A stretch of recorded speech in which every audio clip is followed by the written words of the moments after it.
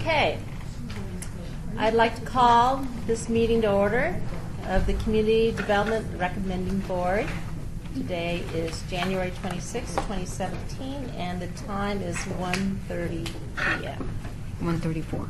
1:34 Yes. p.m. So, are we in compliance with the open meeting law? Yes, we are.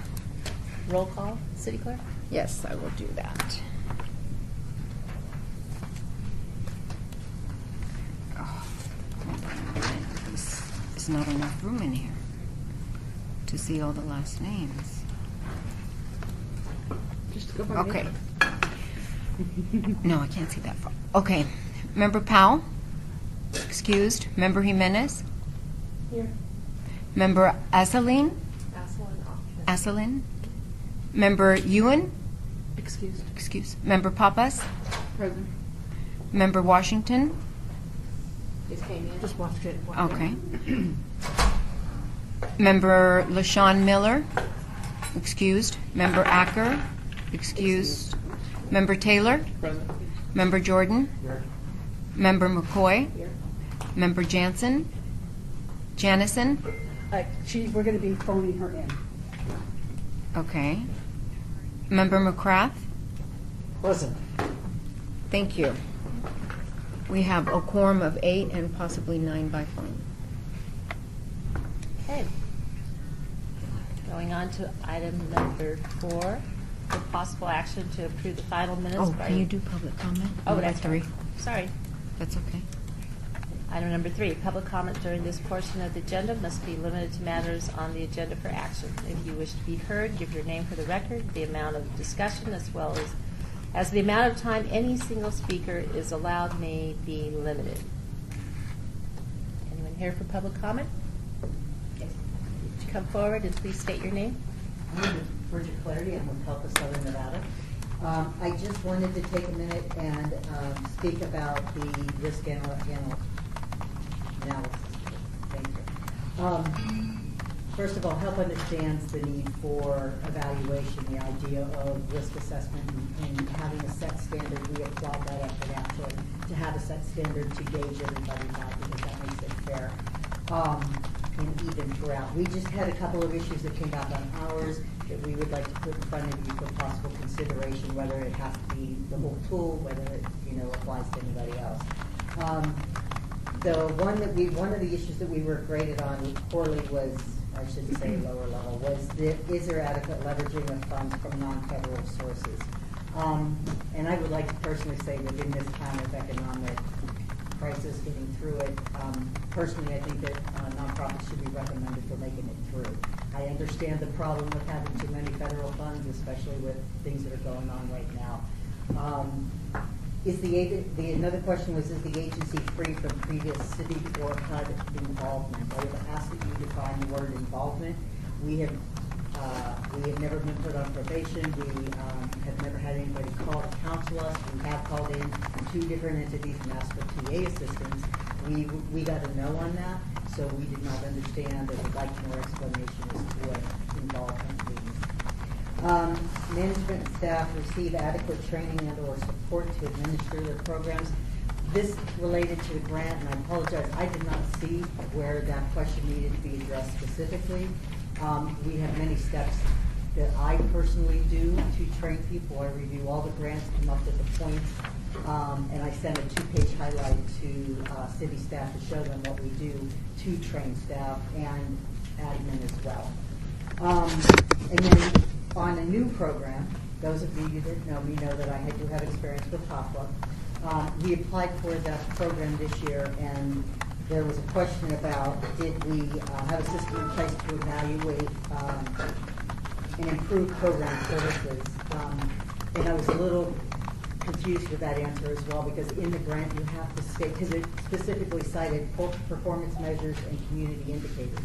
Well, in the grant you have to give performance measures. That's a requirement. And all programs have to participate in HMIS, which helps support community indicators. So I was confused by that question. That is what my input is. Thank you very much for hearing me. Thank you for your public comment. Just board members, during public comment, they just receive comments. No deliberations or discussions take place by the board.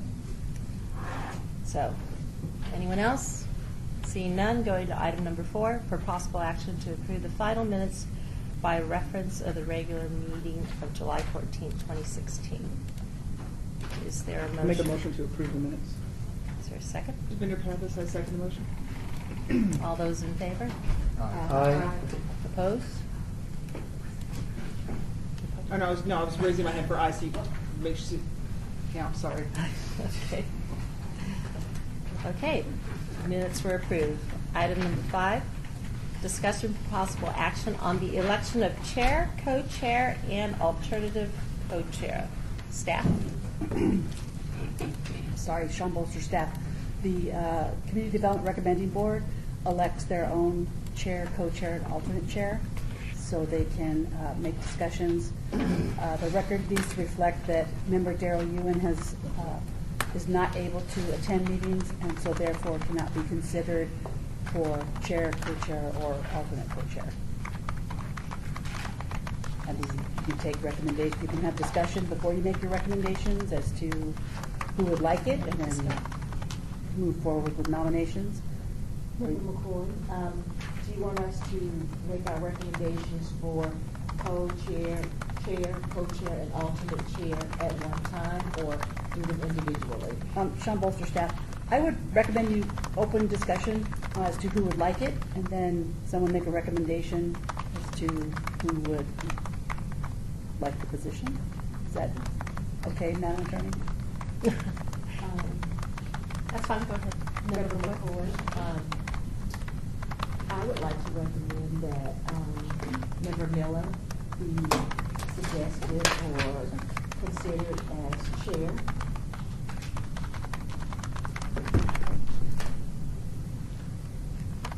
Member McGrath? Thomas J. McGrath, I would like to nominate Audrey as co-chair and Nathan Taylor as chair.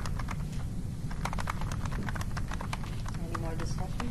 Member McCoy, I'd like to, since we're doing it all together, recommend Ms. Aslan as co-chair as well.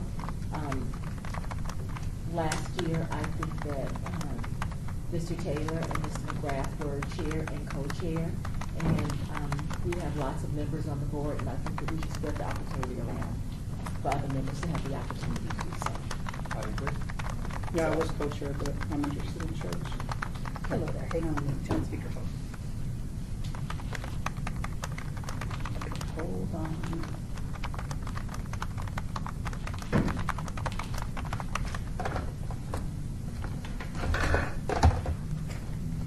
Good? Hang on. Terry, can you hear us? Yes, thank you. I did it right. Let the record reflect that Terry Janison, member Terry Janison is on the phone Okay. for part of the meeting. And Member Janison, this is Attorney Terry Ponticello.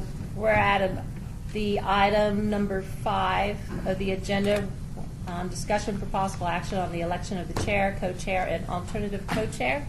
There's been a few suggestions made.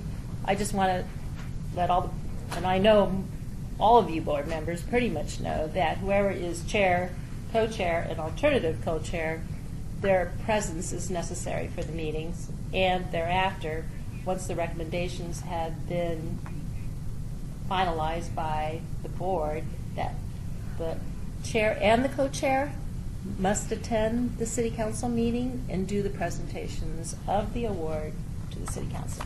So I think if I understand, there are 6 meetings of the CDRD board and then an additional Las Vegas City Council meeting. That is correct. Sorry, you can't hear both. So,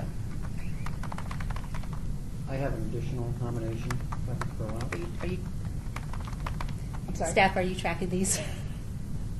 So we have, right now we have, Terry, we're in the process of nominating chair, co-chair, and alternate co-chair. So on the recommendations right now are for chair, Nathan Taylor Nathan Taylor, and Carmen Miller. Carmen, 2 recommendations for Aslan. and Audrey. And then I have a recommendation for Jimenez for alternate co-chair.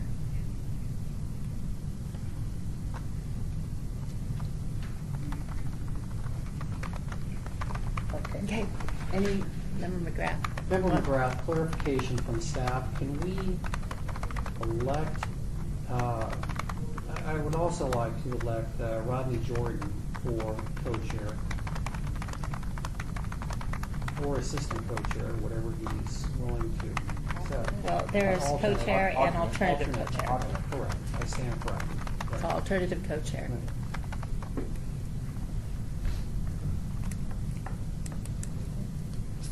if we can't see you, raise your hand. Terry, do you have any, Sean Bowles or staff, do you have any recommendations, or are you going to vote on the folks that have already been identified? I will vote on the folks that have been identified because I'm not about to throw my name in that hat. Very good. Okay. Because you wear several hats, or that's right. But for clarification, Mr. Member Janison, I had you were cutting out a little bit. Member Taylor, Carmen, and who was the third option for chair? Audrey. Thank you. Oh, Audrey, co-chair, sorry. Audrey is for co-chair. So Nathan and Carmen have been nominated for chair, Audrey and Rodney for co-chair, and Member Jimenez and Rodney for alternate co-chair. Thank you. So I think we should just go through, any more discussion?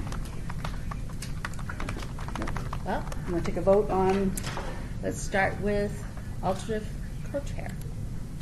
not chair? You can go with chair. If you can, those, can you name the names again? I forget. For chair, you have Nathan Taylor and Carmen LaShawn Miller. Okay, all those in favor of Nathan Miller, raise your hand. Nathan Yeah, Taylor. say Nathan Taylor. Nathan You Taylor. mix their names together. Okay. Sorry. Nathan Miller. Nathan Miller. Oh, yeah, that's a combo. Okay. That wasn't even. I like that. I was visualizing the merger and it was like. It is 2017. Okay. I don't judge. It's like, okay. Scratch And that. who's making that motion for chair? Oh, I guess that's right. I can't make the motion. Right, we're just taking votes so that we can make a motion once they decide which one's going to be chair. We would make a motion then for who is going to be chair. then we would vote I'll on the need a chair. motion. Yes. Somebody will need to make a motion because I cannot make a motion. Right, but Sean just wants us to do She's both doing first. nominations right now. You're just- just- I She's thought we doing closed votes the first. nomination. We did, so we would vote between the two and then nominate the Okay, winner. that's fine. I think that's less, That's better. motion-y. Okay, Sean. You Okay. can It do is it. now. It is now. So those that would like Nathan to move forward in the nomination for chair, Say raise your aye. hand. Raise your hand and let me count. Yeah. Open meeting law, so we got to track it. How many? Can you raise your hand up? Okay, so Raise your hand two? if you want Nathan as your chair. Okay. And then raise your hand if you would like Carmen for your chair. Okay. Member Janison, nothing personal, Nathan, but I'm going to vote for Carmen on this one. Take it personal. No. Okay. Can you raise your hands again? Who? Okay. So I'll make the motion. I make a motion to nominate Carmen LaShawn Miller as chair of the CDRB 2017. Who did you nominate? I'm sorry? Carmen LaShawn Miller. Okay. David Pappas made the nomination. Member McCoy, second.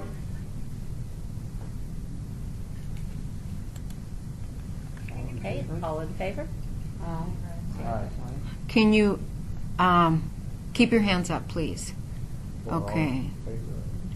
Yeah, if you're in favor of the nomination. Yeah, because I'm going to have to Member weed some Carmen people LaShawn out. Miller. You can vote too. Oh, We get it, Gabby? no, because there's so many names on here. Plus the people that are excused. Okay. So we have 10 members total. Yeah, whoever says who's going to vote. I'll say yay except for one. Okay, who was not in favor? I'll abstain. You're abstaining? Yes, I am. Okay, let me put you down for abstaining. And who's voting no? Nobody. Nobody. So you're all in favor? With one abstention. Yes, with one abstention. Perfect. Okay. Ready for your co-chair? Ready? Yes. Madam Clerk. For your co-chair, we have Audrey Ashland. Raise your hand. Keep it up. Ready? 1, 2, 3, 4, 5, 6, 7, 8. We have 8. Terry, Yes. are you voting on co-chair? Yes. Rodney Jordan. Okay.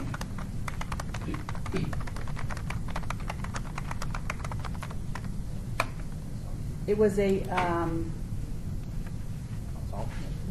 majority rules for Audrey. So, Devinder So, Pappas, I make a motion to nominate Audrey Aslin as co-chair of the CDRB for 2017. Member McCoy, I second. All in favor? Okay. There you go. Did you get Terry? And Terry, are you in favor of that? Yes. Very good. All in favor. Oops. Wait a minute. And lastly, for your alternate co-chair, we have Rodney Jordan for your alternate co-chair.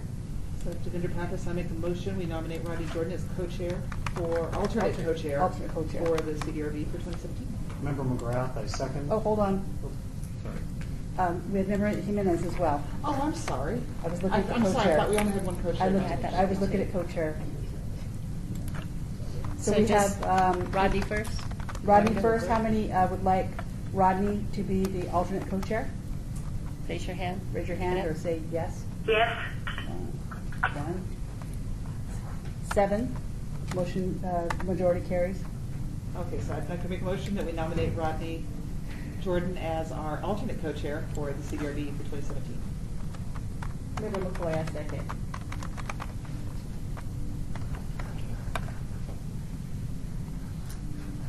Okay, well, that wraps up item number 5. And I need all those in favor? All in Oh, favor? sorry.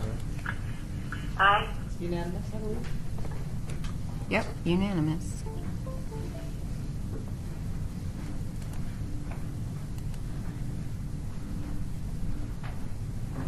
Ooh.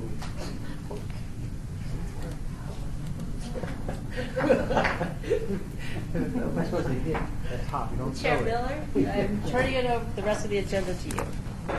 Well, Madam Attorney, this meeting is going to be presided over by staff because they're not having any business from this point forward. That's okay, she can still call the items.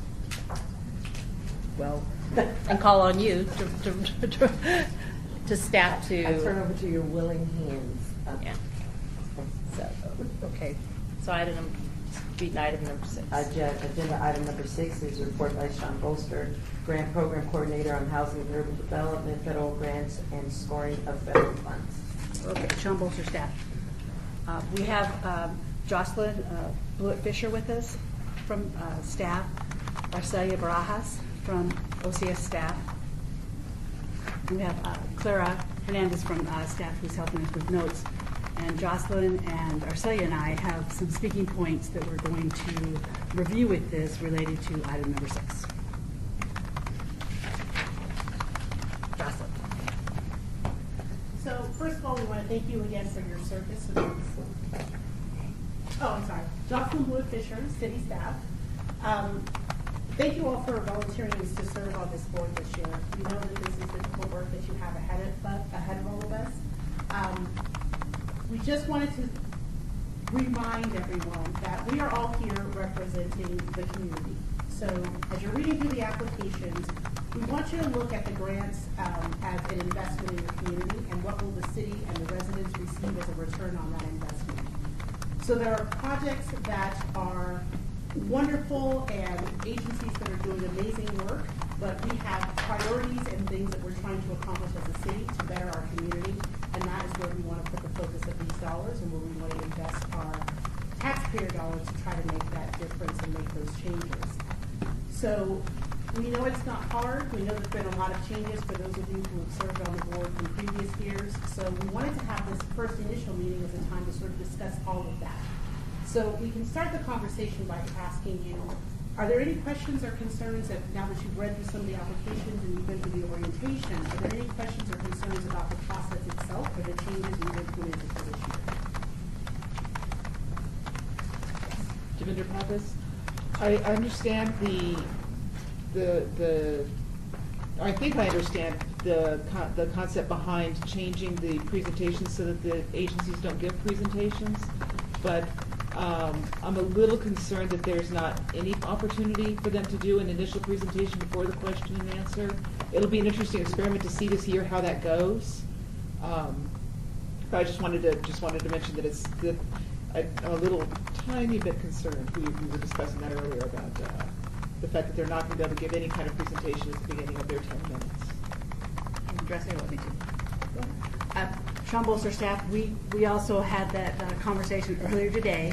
So agencies will still have their 10 minutes, but we're going to send an email with some clarification questions that we're going to show you for your input and explain to them they have a few minutes to just quickly tell you who they are, what they're asking the money for, what the program is, so that you can go from there and use the rest of the time to ask questions. Thank you. The goal is to structure the presentations to hit the points that we think would be salient for you to make the decision, instead of hearing the 20-year history of the agency and this is why we love publishing papers and so on. So we have come up with some questions that we think will help frame the conversation so that they can provide you with those key points.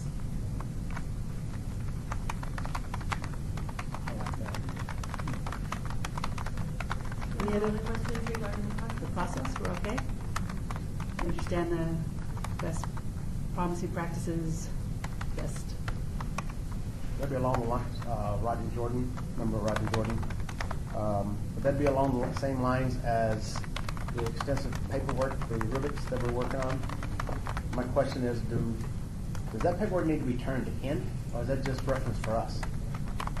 Those are reference tools for you. I can't remember. Say my name. Jocelyn Wood Fisher, city staff. Those are reference tools for you, which is why we left space on there for you to take your notes and all of that. We would like to collect those at the end, but you will have those with you as we go through the presentation process. I get them out my shredder. And that's fine, because your scores will be officially recorded in Zoom grants, right? Because we're all going back in and putting our scores in Zoom grants. But we know if you're reading an application, you may have a question. It's just good to have something there that you can jot those notes down. So when the agency is standing before you, you have an opportunity to remember instead of trying to think, what did I want to say? Not the deliberations, we'll just give you this stuff. Okay. Yes. And Devinder, I just want to say I really appreciate that having that rubric and having that paperwork so we could write notes as we were going through was very helpful, and I think it is going to come in really handy. Thank you. This is Member Janison.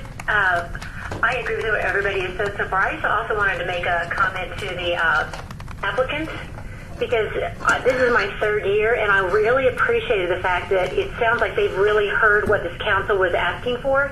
And I thought the applications were much more detailed about outcomes and outputs and partnerships. So I was really appreciative of the quality of applications that came in as well this year. And I really do like the rubric process. I think it made it easier and more equitable to be able to judge them.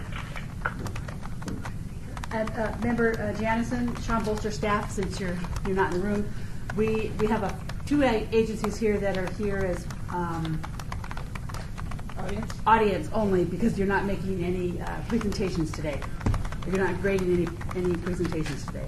No worries. Just for the record, I thought they were really good applications. Member Jimenez, I just have a quick question. So we can make changes to our points. I mean, we already graded them, but we can make changes up until when? I believe we said 14. No, we need all of the scores in, yes, by close of business on the 10th. Then I'll have Sean Bolster staff, I'll have Monday morning to prepare your recommendation spreadsheets for your meeting on the 14th, which is the next day.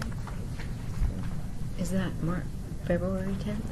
Yes, February 10th. Okay. Because our recommendation meeting, Madam Clerk, is February 14th. Okay, thank you. Member McCoy, just because maybe I'm a little bit slow today, why is it that you need our personal notes that we write on these again to be turned into you? when there are notes, so I kind of understand the purpose of that for you all. Is that a legality? If it's not a legality, it's not something we have to keep as a part of the record, then.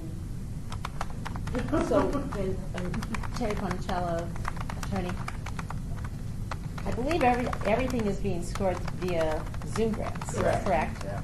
So that's your working documents. I don't know what came out in your statements to the board members about Chair has collecting one, the personal statements, their hard copy documents, their notes. The Rubik's, yeah. So, That's okay, that's what we got. Yeah, if we don't have to keep them, then we won't. I appreciate the clarification on that, thank you. so those are your working documents to work on, drafts, whatever. But the final scoring takes place in Zoom grants, including they can put any comments on. Can they put Yes, ma'am. comments on? Mhm. Okay, so there you go. Okay. Thank you.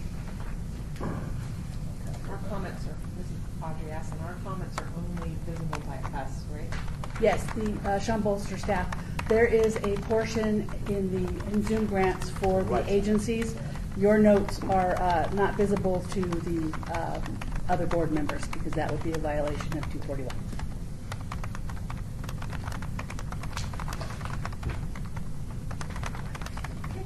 So, Marcelia Barajas, staff, along the lines of the new process, we wanted to kind of briefly, can I hand something out, because we didn't provide this ahead of time, I'm going to provide a handout. Okay. So this is a copy of our risk analysis, which is something new that we just implemented this year.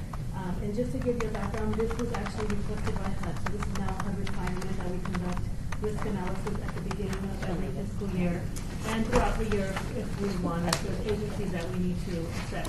And so this risk analysis was conducted based on information that was reviewed from the application as well as just the history we have with the agencies and what we know from our involvement with the agencies. So as you can see, some of the questions here are financial, some are operational, and some are just in, general, how they are in the community and their leadership style and things like that. So we wanted to let you guys know that this will be provided to you guys, our risk analysis tool. This is more of a tool that is used for staff. So it's required by HUD, and we use it for our own purposes to decide whether these are agencies that are going to have to be assessed again midway through the year, if they're considered high risk or they're on the higher side of medium. And for the record, most of the agencies fell within the medium. Basically, everybody's got some stuff that isn't right on par, whether it's their policies or some other financial information. So pretty much everybody fell within the medium category. Some were low medium, some were high medium. So we'll use this tool to decide, do we need to complete this again halfway through the year to see how they're doing?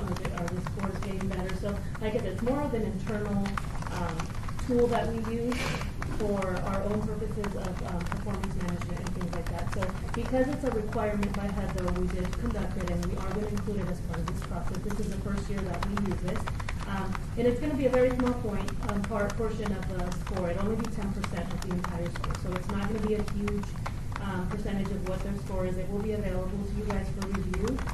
But like I said, I just wanted to let you guys know because we have had some agencies that have concerns about it. And so you guys have an idea of what it is that we scored and how we scored. If you have any questions regarding some of the questions and how we decided or how the scores came up or why we used them, you can definitely reach out to us and we can answer those questions. Member Asson, where's this at? Or where's this going to be provided at? So we weren't sure if we were having that discussion this morning. We're not sure if we're going to be able to upload it into Zoom Grants, and if not, then Sean will just provide them via email to the board.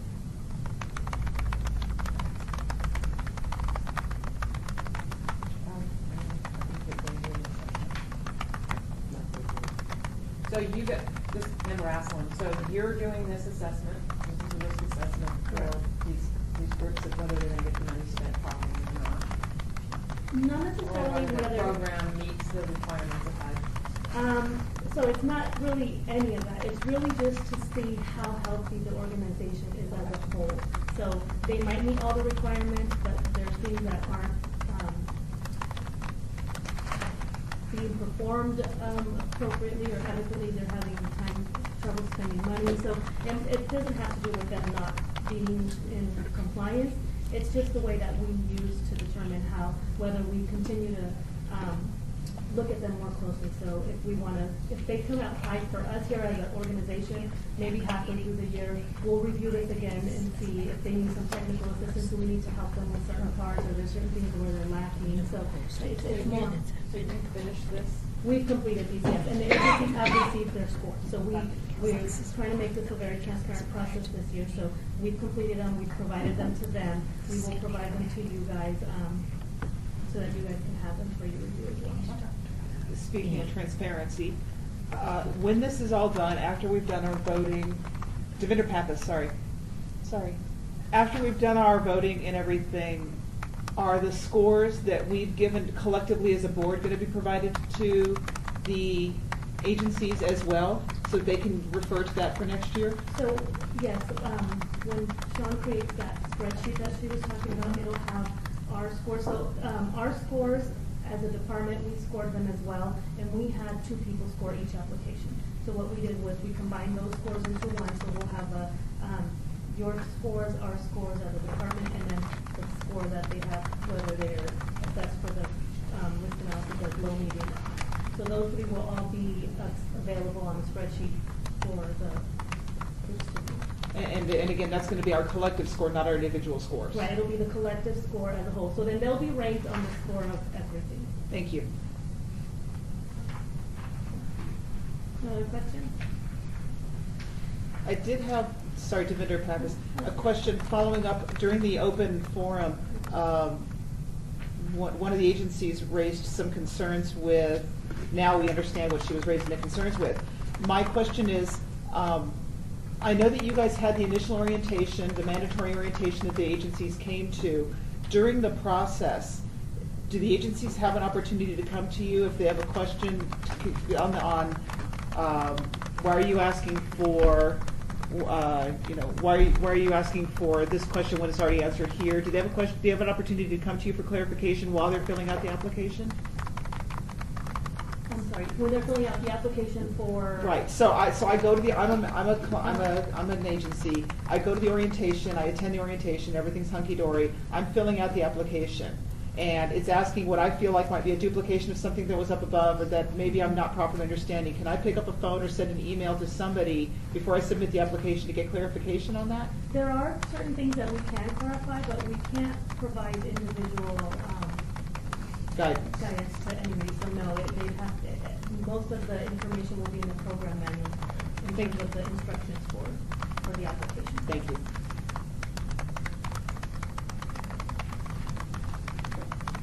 And one other thing, or sorry, this was not provided to them, just so you guys know, this was not provided to them ahead. Because this is an internal tool that we use, it's not something that we want them to send us answers or anything like that. So this is just an internal tool that was used by the department. Thank you.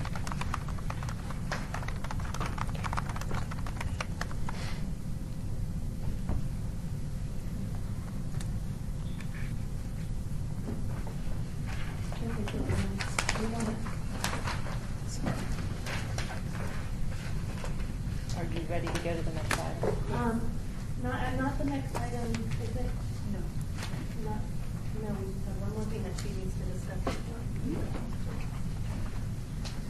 So, Sean Bolster staff, one of the things that we wanted to help you with when it comes to talking to agencies, because we're trying to condense the time, we've noticed in the last couple of years that some agencies will spend their 10 minutes talking about everything about the agencies, and then you don't get enough time to ask programmatic questions or even application questions. So that's why we're going to tell them very briefly, who are you, how much do you want, what's the program, and what will you use the funding for, so that we can then move into some questions. We are going to send questions to the agencies as well to be prepared to talk to you about their applications. And these are the questions that we have come up with for the agencies. The first one is that for community development block grant funds, by regulation, the funds must be used for a quantifiable increase or new service. So we're asking the agencies to explain how their program meets that HUD requirement. Because we can't continue to fund the same agencies for the same programs year after year. So HUD is strongly suggested to us that we start looking at making sure that we comply with this regulation, which means that if we don't, they will not be very happy, and we like HUD to be very happy. So we also want them to explain how their program will impact a city priority. And we had a application program manual for them, which gave them these priorities. So if they are providing a service for homeless, we want them to explain how that program meets one of these priorities. They're providing housing to individuals who score low on our community housing assessment tool and are on the community queue waiting list in the homeless management information system. So we have a centralized intake system, a coordinated intake system, so everybody in this room could go and be homeless for some reason or another, but some of us will score higher, which means that we have much greater need than the person standing next to us, even though we're all homeless. So those clients that have that higher need are first served, which means that that's wonderful, but we still have homeless clients that need served. So we wanted our agencies to tell us how they would take the people that aren't necessarily at the top, because they get housed and provided services first, but how you will reach out to those people that are still homeless but may have to wait several months before a bed is offered or a unit is offered to them. So that was important to us. How they're going to provide intensive case management, provide vocational training and or assistance with job placement, or provide a service that could be demonstrated as having a substantive, positive impact among the homeless population. So we want you, when you're looking at those homeless applications, to really look at who did the better job of explaining how they were going to meet those priorities, as opposed to, I would love to serve the homeless if you gave me a grant and I want to do this, which is admirable. However, we want agencies to do this because we want to measure our impact on this population. For seniors, they need to provide services that allow seniors to age in place and have a higher quality of life. Special needs programs must demonstrate measurable goals so that the effectiveness of the program, to demonstrate the effectiveness of the program for the participants, not just someone walked in my door, check, I served somebody who is handicapped, disabled, abused households. We want a quantifiable objective to be met by coming in and receiving that service. For youth, children are ready to enter kindergarten, ready to learn. They are reading at grade level by third grade. They're on track to graduate from high school, and we are reducing racial and ethnic disparities related to disciplinary practices that result in students of color coming into contact with the juvenile justice system, which is also called the school to prison pipeline, or playground to prison pipeline, if you will. So when you're reading through those applications, you want to keep that in the back of your mind, that that's what we want them to do. So when they come to you to make their presentations, you're aware of those priorities that we have, that it's not just funding for a youth program, it's funding you for a youth program that offers this, or a homeless program that offers that. We also want them to be able to discuss the capacity and the health of their organization, so we want them to be prepared to discuss with you how they will sustain the program after the fiscal 17-18 year if they're awarded funds. We talked about HUD regulation. How is their overall financial health? Does the program run in the red or the black? Be prepared to talk about that, and why. Any deficits in the 3-year funding history, large increases between current funding and the proposed program budget, and how dependent their program is on federal funds and why. In addition to something that you might want to ask them, but that's to have them ready to answer your questions. Are those adequate for you? So Jocelyn Woodfisher, staff, we're trying to structure the conversation to focus on two things. The impact of the program, because we want to try to move the needle on some of these issues, not just maintain, but we're trying to actually make a difference in where we're going with these issues. And the second thing is the health of the organization. We don't want to have a fabulous program in an organization that doesn't have the capacity to run it effectively, or a really, really healthy, strong organization that's just keeping the status quo. So we want to focus on those two things, and so those are the framework of the conversation that we set up. Any questions, or yes? Defender Pappas. So the agency walks in, they've got their 10 minutes, they're going to sit down. Hi, I'm Deb, I'm feeding cats for the homeless. Whatever my program is, I'm trying to find something ridiculous. I'm not trying to make light of anything, please. I'm trying to get way out there. So is it the expectation that I'm going to walk in, I'm going to do my little song, my introduction, my song and dance, and then I'm going to say, and for the homeless, this is what I'm hitting, and answer those 6 questions, or are they just expected to be prepared to answer those questions if one of us says, answer that question? Prepared to, because all of those questions will apply to every single agency. Every Right. agency is not going to have gaps in their funding history or whatever. But as you all are going through the applications and making your notes, those are some of the things that could come up in conversation. And what we don't want to hear is, I can't answer that, but I'll get you the answer, or I'll bring in my CFO to do a presentation. Defender Pappas, I love that you're setting them up to succeed. Thank you. That's awesome. Thank you. Member Washington. Member Washington, one of the things you brought up, what demographics they're serving. If they're serving school prison pipeline type situations. One thing I noticed in mostly grant applications, it was hard to tell what their demographic was unless you could kind of make a guess, or you could kind of dig some more to try to figure it out. But I think it would be helpful to know, or for them to list what their demographics are that they're currently serving, or how many people, or whatever demographic that they're serving. It's kind of hard to tell in order for me to say if they hit that this is a city priority or not. Staff member, Gospel Board Fisher, city staff, thank you for that, because this is new, and so all of your feedback will help us make a stronger application for next year. So definitely thank you for all of your comments and feedback. What we will do is, what we're trying to do right now is at the end, we'll start talking about individual applications and any concerns, questions, or things that just weren't clear. What we can do as staff is go back to the agencies and say, here are some of the things that the board wasn't really clear about based on your application. Be prepared to explain that when you come in for your presentation, because that'll be their last chance to submit additional paperwork, include that as a part of their overall presentation. So if you have those specific questions for different agencies because it just wasn't clear when they wrote it out, let's get those questions today so that we can go back to the agencies and have them prepared to answer them when they're in front of you. Sean Bolster, staff. Well, one of the things we also wanted to just kind of remind you when you're reading through those applications and you're making your scores is to review their overall budgets, the 3-year funding history, and the programs look similar or you think that it could be a duplication of service, to ask why. What's their niche? Why are they doing this, but the agency that walked in behind them or in front of them is saying the same exact thing? So you want to talk to them about that.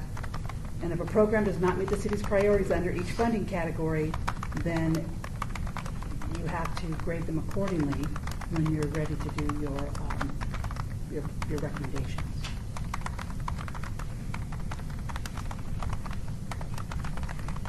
Any more questions about the questions that were You know, I do. Member McGrath, can staff read, the various nonprofits to kind of limit their discussion, because if you give them 10, they're going to chance they're going to have some that are going to run over, and we're going to have some questions to them. Just tell them to ratchet it down to maybe 7 or 8 minutes because we'll have questions. Is that possible?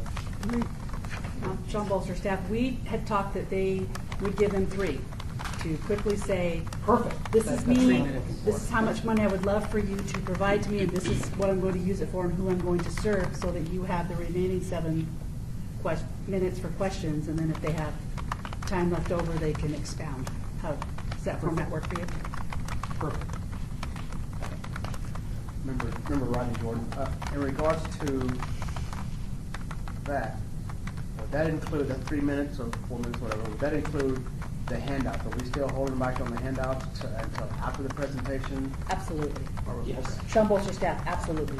We'll hold off on giving brochures or handouts after they're finished. You know, because even though we made that emphasis last year, I don't know if they're pretty slick, pretty cool about it, because they would start their presentation and then they had a staff member start handing them out. And so we're kind of looking at each other like, okay, and then Sean, then you would say, oh no, wait, we'd hold it afterwards. But at that time, they'd already handed everything out, and then we get into the minutes. So it was kind of a, and then other We'll teams frisk 'em start at the picking door. up on that. So Yes. okay, thank you. You're welcome. Member Haslund, two things, are we gonna get this? Yes. And the second thing is, and I may have missed it, but the priorities, in the past, we've dealt with percentages. Are we still dealing with that? Well, there's Sean Bolster staff, so we have, I guess, 2 meetings for priorities. So we have the main priority categories, which are homeless, youth, special needs, and seniors. And then mayor and council have given us percentages of the overall funding pot that can go towards those. What we're talking about with these are the subcategories of each priority as to everybody can submit an application and that's okay, but we want agencies that are going to provide those services specifically to help us move that needle forward to show that our funding is making a difference in the community. Because youth is a bit, Jocelyn Wood Fisher, city staff, youth is a very broad category. And so if they're doing something with youth and it's, an art project or some sort of underwater music therapy or something, amazing programs, great things. But we're focused on education, what is absolutely needs guidelines. Are you still with us, Terry? Sean Bolster staff. Yes, I am. I've got about 5 minutes, Sean, and then what I'll do is I'll just call you back after I finish this other meeting to reconnect if I may. Okie doke. I forgot to check on her. Sorry.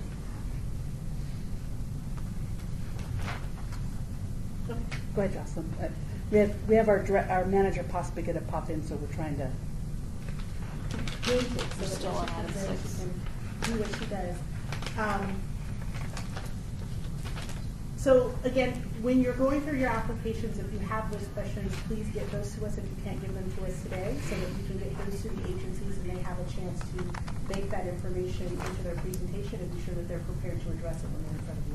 Commissioner Pappas, if we don't have them with us today, because I didn't come prepared with that, what's the deadline for me to get those questions to you? I'm sorry, which questions? The questions I was supposed to come to this meeting with and I wasn't aware. So if there's questions of more clarification that I want to have for a specific agency, have them come prepared to answer this question. When do I need to get that? Maybe Monday? Monday. Monday for all the agencies? Because that would work. Yes. Okay. Member Haslund, I have a quick question. I noticed in the applications that one of the differences from the questions you asked this year and what we've done in the past is as we go through the application, sometimes we have to, obviously we can't fund them 100% of what they're asking for. And in the past, there was questions asked about, what's your priorities and what's your minimum amount for that priority. So, and I don't know if everybody else used that, but it was kind of an indication to me.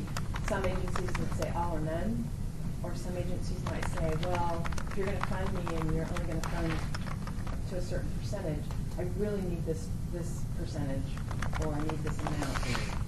So I don't know what your perspective is on that being relevant to this application or not. If it's just something that you just don't feel is a tool that would help us fund that agency, because we obviously can't always fund them 100% of what they're asking. Absolutely. And so, Kathy, identify. hi, I'm sorry. Kathy Thomas Gibson, manager for the Office of Community Services. Hello, everyone, and thank you again for your time. So in response to that question about, is an all or nothing proposition, one thing we have noticed is that sometimes giving somebody 15,000 or little bits and sprinkles of money actually doesn't help them effectively implement the program. And so cobbling together bits and pieces often puts an agency at risk, frankly. It makes them a higher risk entity. Having been the executive director of a not-for-profit, I can tell you it takes as much work to implement $5,000 as it does $50,000. You have the same level of reporting requirements. You have the same level of documentation. All of the rules that adhere to federal dollars adhere to $5,000, and it adheres to $50,000. And so I think our perspective really is that little bits and pieces are difficult for the agency to implement and administratively burdensome to track, and ultimately doesn't have the impact for that particular service that it needs to have so that someone, a client, an end user, actually gets what they need. So I don't know that it's hugely, hugely important for someone to say it's all or nothing. I think we have been saying, let's fund people appropriately, right? We're asking them to tell us what their program design is. We're talking about an evidence-based approach. How do you know that the thing you said will work actually works? And what are you basing that on? And so I think that is a bigger driving consideration than, we'll give them a little something so we can fund everybody. I don't think that's the objective here. The objective is really to fund programs appropriately to achieve the outcomes that they have said that they can achieve. So at the end of the day, when we turn in our, this member asked them, when we turn in our scores and we're deliberating, what would you say that you'd like to see? Would you like to see agencies funded fully, and then a list with a line drawn, and these agencies don't get funded and these get fully funded so that they can be successful? Or do you think that by reducing it to 80% of what they ask for, because a lot of times in the past we might look at their score and say, okay, they rate like an 80 out of 100, so we should give them 80%. That's kind of where we started. What's your feeling about that methodology? Or would you rather, do you think they'd be more successful if they were fully funded and we just dropped people off who, we just kind of drew a line and said these are not being funded, these are being funded fully, versus, let's all feel good and we leave, and we, which is what you just said, and give them bits and pieces. I don't know that feeling good when we leave without funding everyone helps us achieve the objective of serving people living with HIV and AIDS very well. However, if as a group you come to consensus and say that, that the 80% rule, let's say, they scored high or whatever, about 80%, so let's give them 80% of what they asked for. If that's the consensus that you all come to as an advisory body, you can absolutely make that recommendation. I am saying that funding everyone so we feel okay about funding everyone, it's not about the agencies. It's about the individuals who need the services. And so if the story, the evidence, the proposed programming that the agencies offer you is compelling, then fund them fully. And yes, that might mean some entities who don't give you that compelling evidence might not get funded. So there's no arbitrary, everybody needs to get some money, at least give them this much, or only we won't draw that line. As staff, we shouldn't draw that line. You come to a consensus, you do your scorings, you have your deliberation, and you make your recommendations, and it is perfectly legitimate for you to say, you know, we'll give these folks about 80% of what they ask for and those folks about, that's a legitimate approach. I'm saying that the context for that approach is not about funding the agencies. If you choose that approach, don't choose it because you want to fund everyone. Choose it because the programs and the services are really going to have an impact on people living with HIV. Yes, ma'am. Devendra Pappas, for me personally, having those priorities from the agencies were very helpful because it did help ensure that the little bit of money that we were able to give, we could make sure that if we couldn't fully fund a program, we could at least fund one of their priorities. And I think that might have been where Member Aslan was going, was if we don't know those priorities and we don't have the money to fully fund. We have agencies, in the past we've had agencies that have asked for the entire pool of money that's available. So obviously we couldn't fully fund them. Yeah. But if we knew what their priorities were, then we could at least make sure that the little bit of money that we had to give was being applied. If they needed $20,000 for this program, and we knew that they could get this priority for that program off with $20,000, if we don't know what that priority is and we only give them 15, then that program might fail.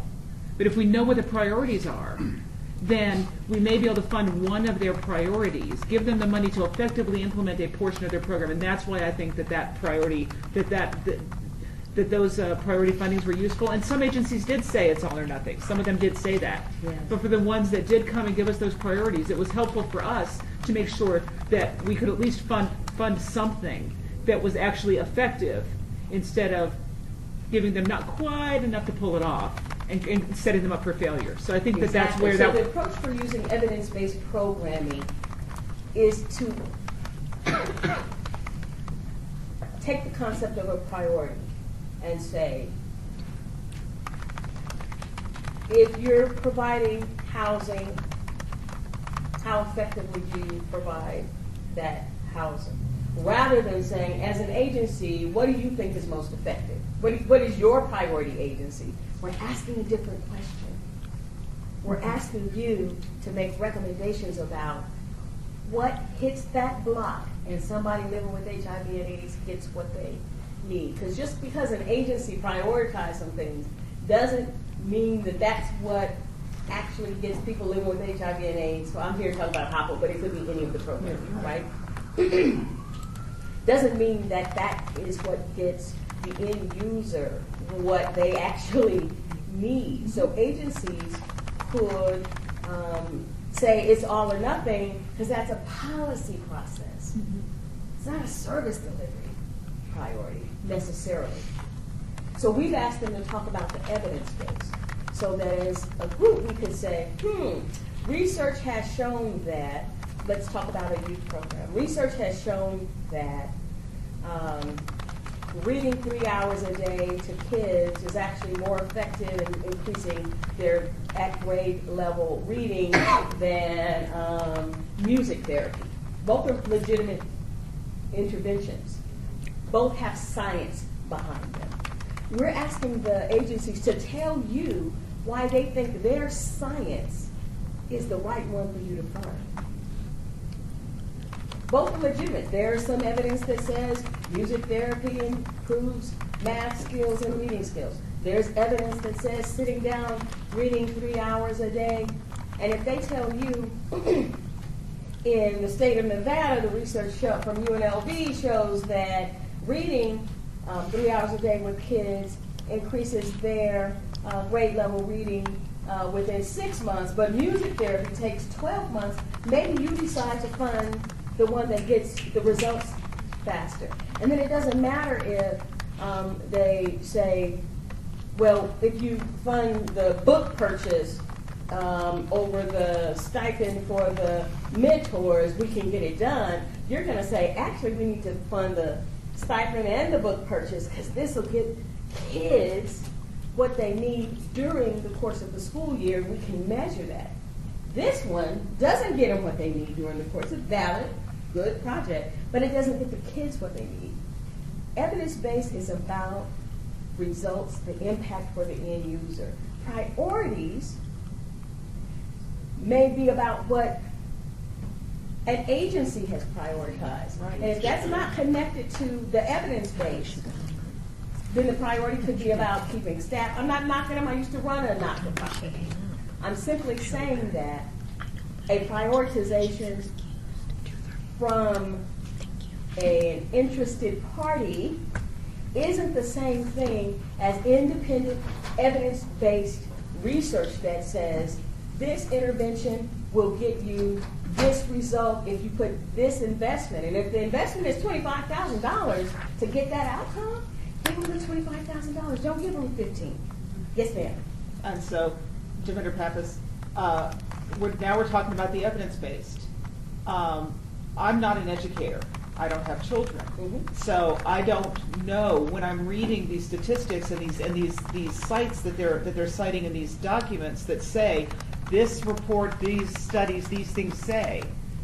How do we know that those are that they're citing legitimate sources? That that's not just something that they're inventing, or that they're not going to WikiLeaks and picking it up? Great question. Because WikiLeaks is not a Wikipedia, Wiki whatever. Yeah. The wikis are not always appropriately vetted. So you may come to consensus that says university research is at the top, government research, like there are things that are known sources. Mm-hmm. You may come to a consensus that known sources meet your criteria for evidence-based. So university research, government research, large not-for-profit think tanks that are familiar, like PolicyLink or something, that have a reputation for solid, objective research, as opposed to think tanks that put out opinions, because there are different kinds of think tanks.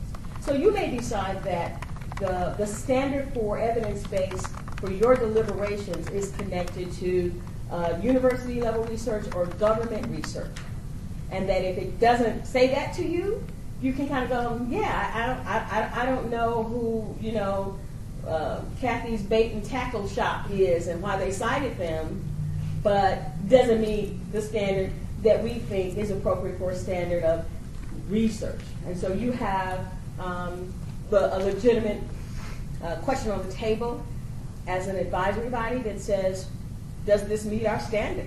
And if it's Kathy's Bait and Tackle, and you think it meets your standard, great. But you may say, no, I want the research from University of Michigan or UNLV or University of California or whatever, because that meets our standards. So you don't have to know everything about every subject. You have to be able to look at a source and go, does this sound legitimate? Kathy's Bait and Tackle? They've got an opinion about early childhood education or housing or whatever. And you may say, that doesn't meet our standard. Yes, sir.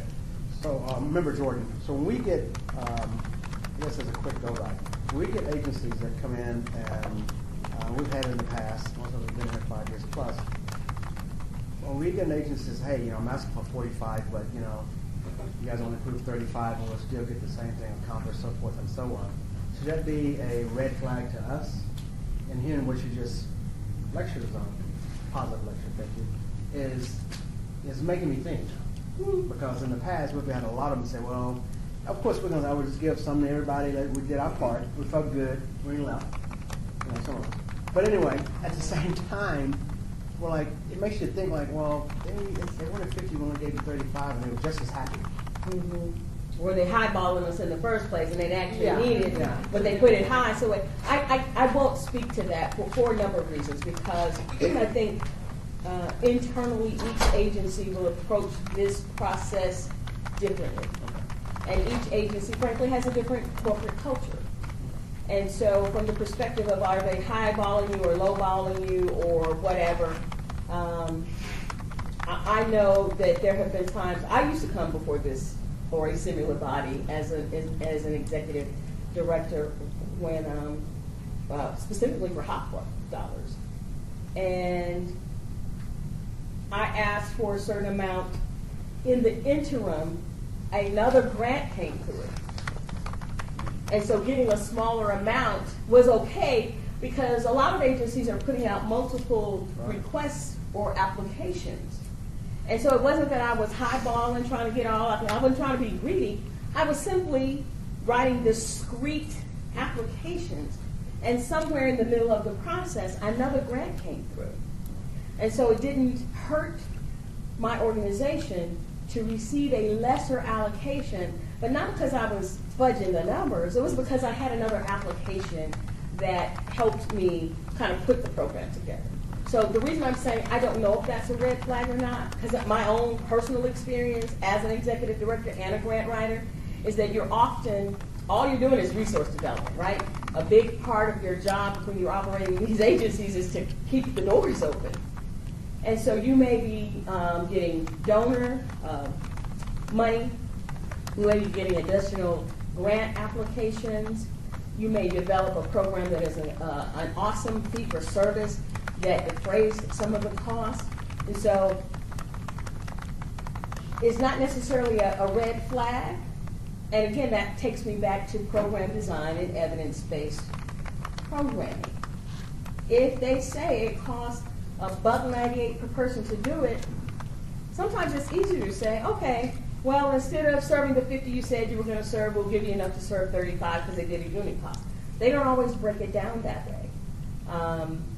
I don't want us to, as a community, assume people are nefarious and trying to get us and play the system. I don't think that's what's happening. I do think we're raising the standard, A, because HUD's raising the standard on us, right? Sure. And so that means we got to raise our bar as well. But it also means that a year from now, we'll be able to say definitively, these kinds of programs met the goals and objectives, and I don't just mean butts in the seat. I mean kids actually read more, or more people got housed, or whatever the program is being proposed, that those proposals actually yielded true impact in the community. And so some of these things, we can't, I don't want to ascribe motives to anyone and say, oh, they're playing games. They didn't really need 50,000. They just asked for it because they thought they could get it. I don't know that that's the case. I don't know that it's not the case. I don't want us to assume bad motives. I want us to look at the program design and ask, does the evidence tell us that it's actually going to have the impact that that agency claimed it's going to have for the customers or the clients or the participants, whatever they call them, or the end user, gets what they need. At the end of the day, do people get what they need? And if they can demonstrate to you that they can deliver that thing, that service, that whatever, and have the impact they claim it's going to have, then fund them. Give them what they need so our clients get what they need. Okay, now was I supposed to talk about something specific? Okay. Do we, Wait, are we finished with item number 6? Sean Bolster, staff, we'll go through item 6 as the group discussion individually, but Kathy has overall comments to make on the HOPA program under our grant discussion item. Generals. Okay. So once again, Kathy Thomas Gibson for the record. So we have seriously been looking at every one of our federally funded programs. And as we looked at our HOPA program, the concerns emerged that there was still a lot of money sitting on the table, so to speak. That providers were not spending their funds down in a timely manner, and that they had no plan to do so. And so in some cases, we have said to those providers, you need to submit an action plan to us. How are you going to spend these funds down in a timely manner? And if you do not spend the funds down in a timely manner, we won't execute contracts for new money. And substantial, in some cases, hundreds of thousands of dollars sitting on the table. And so we had a number of focus groups meetings with both individual meetings with agencies and group meetings with currently HOPA funded providers and those interested in becoming Hopper-funded providers and said, look, we get it, the disease has changed. But when it really gets down to it, these are sick and disabled clients we're talking about. So for you to sit on a pile of money for a year is egregious. You're out of compliance with your contract. We are out of compliance with HUD. And it just ain't right to have sick people not getting the services they need. So we were, gloves off on both sides. Like, they were very honest with us about administratively things that they felt were cumbersome that we were doing. We were very honest with them that we had concerns about program design, budget management, and timely expenditure of funds. And so we have revamped some things. Some of the, in fact, largest, most well-known providers had so much money on the table that recommendations that you all made last year, we could not execute a contract because they had unspent money from the previous year. Wow. And so we recaptured those funds, and we're going to reallocate them to providers who can spend them in a timely manner. And by the way, that's some of the language that HUD uses, right? Timely expenditure. And, I won't go into all the gory details, but you do need to know that, we've had conversations and have told providers we're not going to sit on money. We've given them ample opportunity for corrective action plans.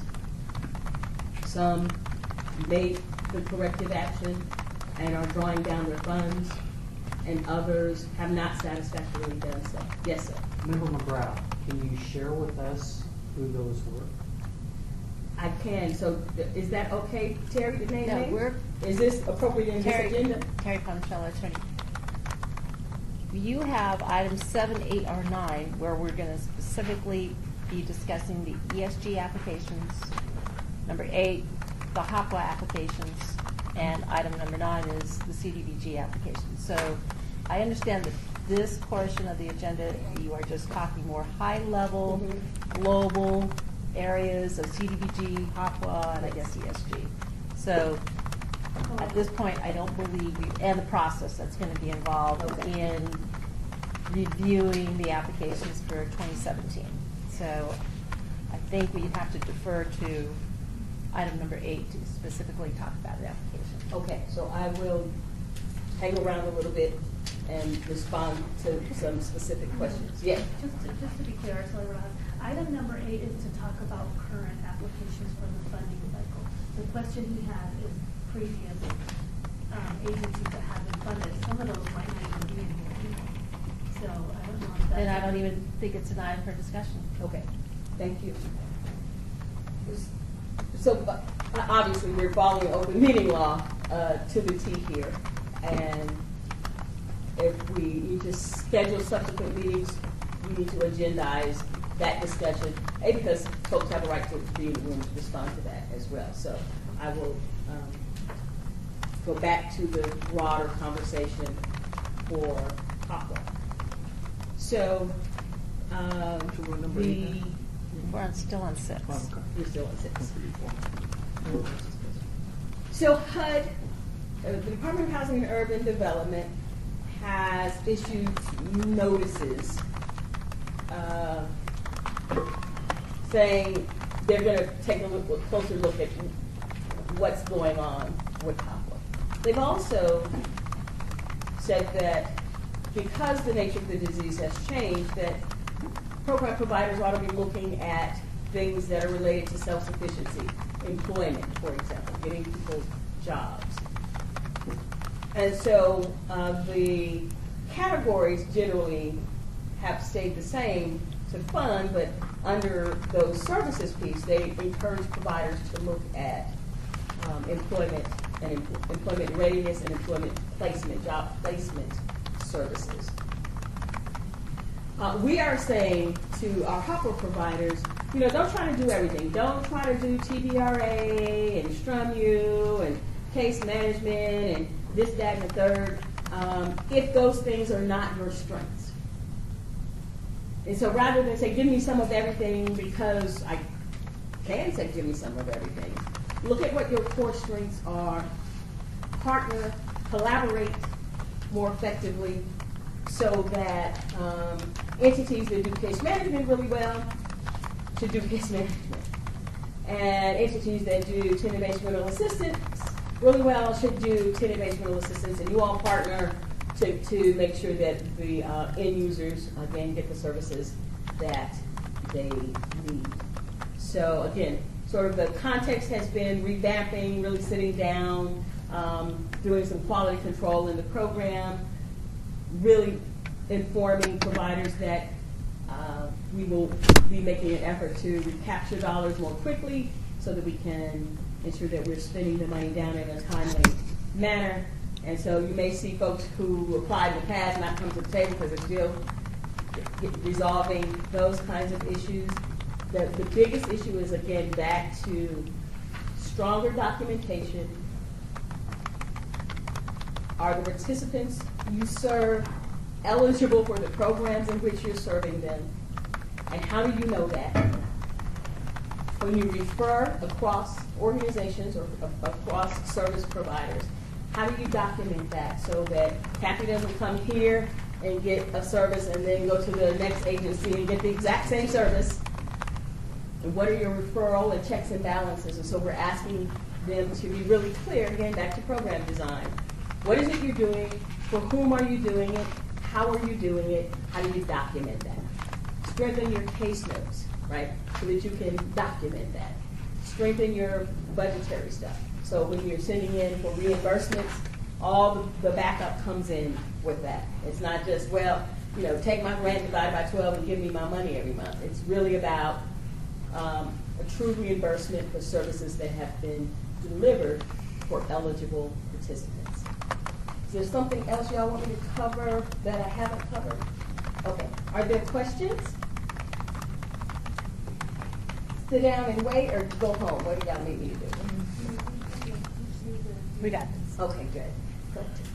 Thank you once again. We appreciate your time, and we appreciate you working with us as we change the program in response to the heightened accountability expectations of HUD. So thank you so much. Appreciate it. Thank you. Thank you. Madam Clerk, we'd like to take a 10-minute break till 3 o'clock and then resume, so we can Okay. Meeting in recess. run out and back. Okay, I'm going to stop.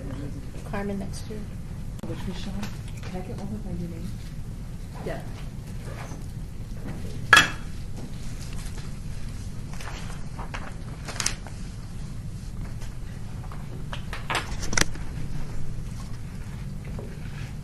Okay, we're on. Chair from LaShawn Miller, we're going to return back from recess with my colleagues so we can return back to our agenda item. Staff, are we moving on to the next agenda item, or are we still on the overview for item 6?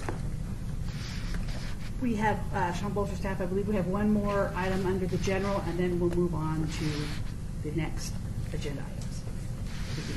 So, final question for consideration today, or thing we want you to think about. Oh, Jocelyn Bloor Fisher, city staff. Now that you've had a chance to read through hopefully all of the applications, are there any applications that you have extreme concerns about? So even if we had $50 million, are there applications that you have concerns about funding?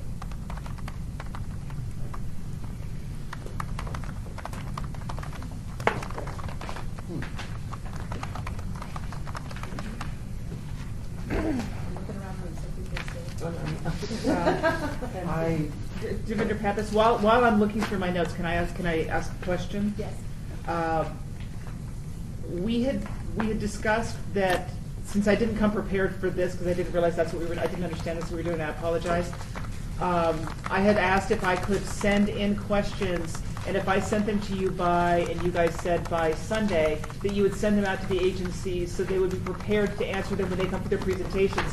My question is, if somebody else does that as well, for instance, if Tom were to submit some questions for you for a specific agency as well, what I would request is, once you've got them all done, if you could send out a group email and say, these were the questions that were emailed in, so these questions were sent to this agency, these questions were sent to this agency, so that when we have the meeting, if the agency isn't prepared, I know that that question was given to them by Tom, and I know that they still didn't come prepared for it. I'd like to have that information. Absolutely, we can definitely do that. Thank you for that. We will- Hello, hold on one moment. Thank you. Madam Clerk, Erica Washington had to leave, but she's on the phone now. Okay. Thank you. Okay, we have you, sorry. And the reason we Okay, no problem. Thank you so much. The reason we wanted to have this meeting is because when you're reading the applications on your own in a vacuum, there are things that might pop into your head or notes that you take. Well, chances are your fellow board members are having those same questions and concerns as they're reading through the application as well. So here's an opportunity to sort of voice those concerns, talk about what you didn't really understand. Maybe there's someone else at the table that saw it from a different perspective, but it helps to kind of, again, shape that conversation before the agency stands in front of you. Yes? Devendra Pavlis. I don't know if it's possible. I know from a programming standpoint it is possible, but maybe that's something to suggest to Zoom grants, is that we have our private notes place, but maybe we can have a public notes place for each application. Is there? Sean Bolzer, staff, because these are open meeting, Zoom Grants does have that ability, but we are not allowed to use it because under open meeting law, NRS 241, it's a violation of. Understood. Because all of your notes would have to be made public for the public to. Terry Ponticello, Thank attorney, you. one of the things that the board needs to be aware of is when staff sends out something to the entire board, that no comments should be coming in for deliberations and for questions, because it's in violation of the open meeting law. So if you want to individually ask staff a question, you may, but not to the entire board, because that will be considered deliberations, and it reply wasn't all. posted. No reply all. Okay. Thank you. Member McGrath, I would be very curious to know those nonprofits that are sitting on a pile of money that didn't use it, but it's very well going to affect how I grade. And we don't know that. I mean, this would be very helpful to know going in, if we had a wise use of money and who didn't spend it, because it's certainly going to influence my decision on how I'm going to vote to fund them for this year. Personally, what I have to, we will provide, when we get into the HOPWA section, I can provide that information to you. For the agencies that have applied. This is, some of us have been on board now for 11 years, and it's really the first time I have heard this. And that's pretty helpful and kind of damning information to know. Why should we fund a large nonprofit, $150K, when others are trying to make do with what they have? So. Yeah, we'll definitely discuss that when those agencies come up with it. Thank you. Will that be a separate brief, or will that? No, we can discuss it as, in the order of discussion of the application. So if there's an applicant that's applied in for this funding cycle and they have money that is not spent, we can definitely let you know. How are you going to let us know? During this process, we can let you know while you guys are. He's saying today. Today, right now. Okay, all right, Yeah. thank you. Okay, I'm done. Member Jordan, one of my concerns also, to piggyback on that, is it was mentioned by manager, what's her name? Kathy. That you have some that were even penalized. My question is, when they're penalized, how can they apply again? Do you have any safeguard to say, if you haven't put the money you got, but you have a hell of a grant, so let's put you back in the pot and let's start this process again? Do you have a safeguard that says, ABC company, you can't this year, 2017, 18, because you had spent 13, 14? So, personally, what I have staff, so this is something new, as a department that we've been reviewing and figuring out how to deal with these agencies. So yes, for this fiscal year, there was, an agency that we did not allow to go through the process for those agencies. So we are taking measures now to address those situations. Agencies that, haven't spent their funding, aside from any other issues, that they have any other major concerns in terms of their programs and other things like that, infrastructure, we have allowed them to continue to apply. They are allowed to apply. And so that is why this year we decided that we will address those during the process so that you guys are aware. Very helpful.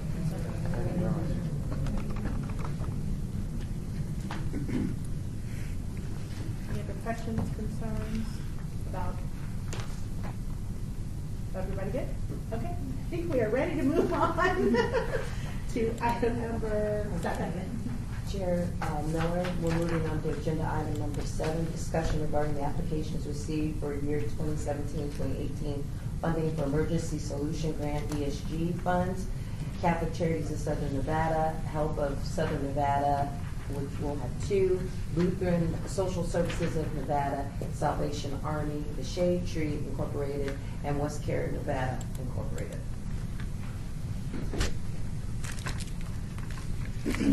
Madam Chair, Sean Bolster, staff. So this is your opportunity to discuss salient points with the ESG applications if you had any that you wanted to share with your fellow board members. Questions, concerns for the ESG program. The proponents of the ESG program are for rapid rehousing, homeless prevention, and shelter operations are the 3 categories. So you'll see your applicants.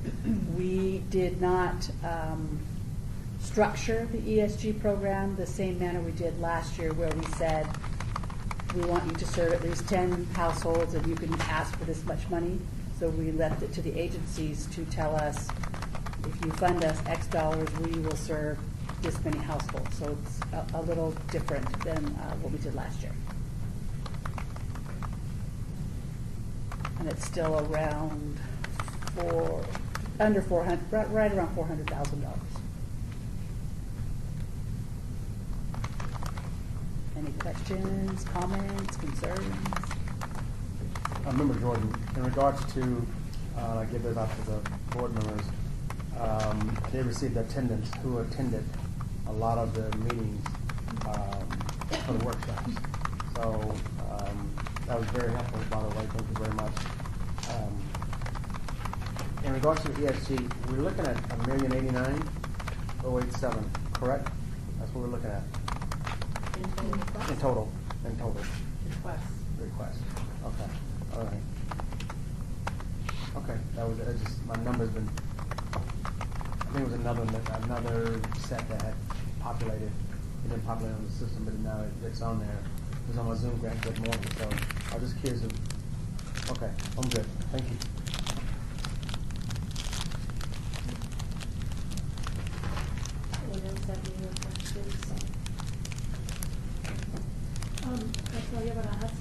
We just wanted to remind you that the reason we sent out the roster is because the meetings were mandatory. So we allowed agencies that did come to the mandatory meetings to go ahead and apply. However, we wanted you to be aware that they were offered morning and afternoon sessions for each meeting, and they were in the announcement in the grant manual. It was a mandatory required meeting to attend. Member McGrath, weren't they deducted like 25 points, right? I believe on scoring rubric, deducted points if they did not attend. Yes, that is correct. Sean Bolster, staff. Thank you. Member Taylor, just a question. There was one I saw that said decline or something. Is that the one you were talking about? Okay, yeah, I saw that.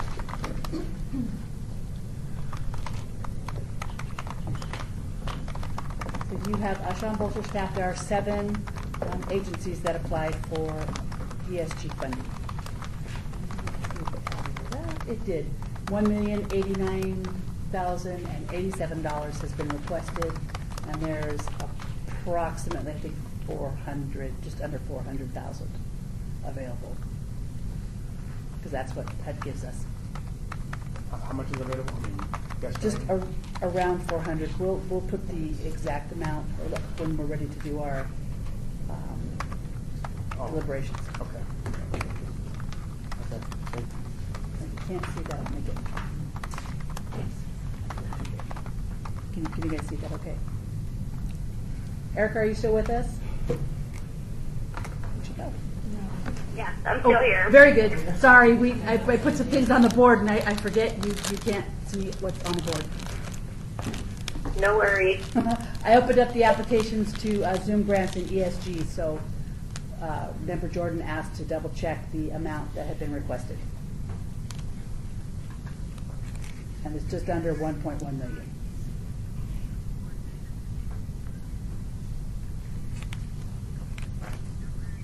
So no comments, concerns, questions for ESG from the board? Sean Bolster, staff? Mayor Jimenez, I saw that Shannon was on there twice. It was on there for another separate. Yes. Yeah, but the application was like almost the same, right? Sean Bolster, staff, that was one of the things that our manager Kathy Thomas-Gibson talked about was agencies, and they're allowed to ask for different funding sources to fund a program. A whole program might cost $1 million. Well, we don't have $1 million, so they may ask for a portion for the city, the proposed city clients that are going to be served with our funds. So they may say, okay, if you give us $50 and we'll serve 100 City of Las Vegas clients, they might ask the county for 100 different clients for their funding sources, because funding sources have to go directly to where the clients originate from.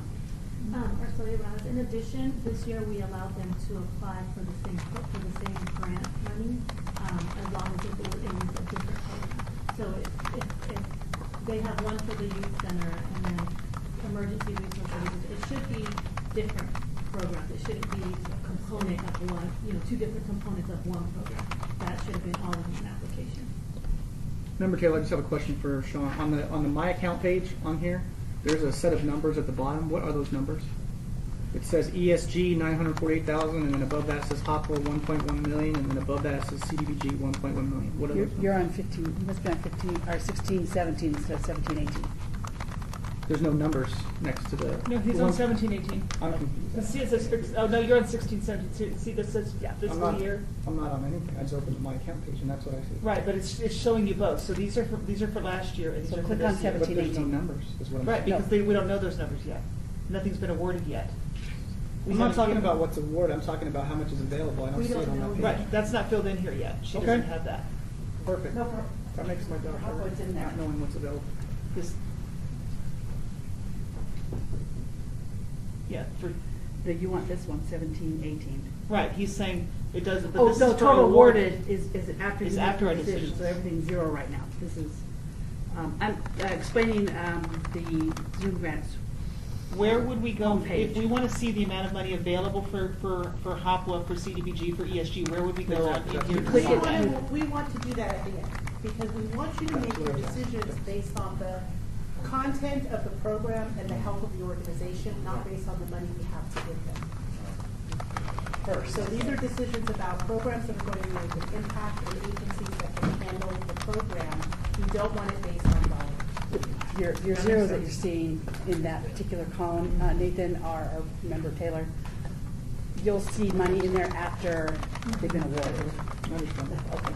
Because we're looking for the program design of the context of what they bring and how effective they are and the evidence they bring to support the program design.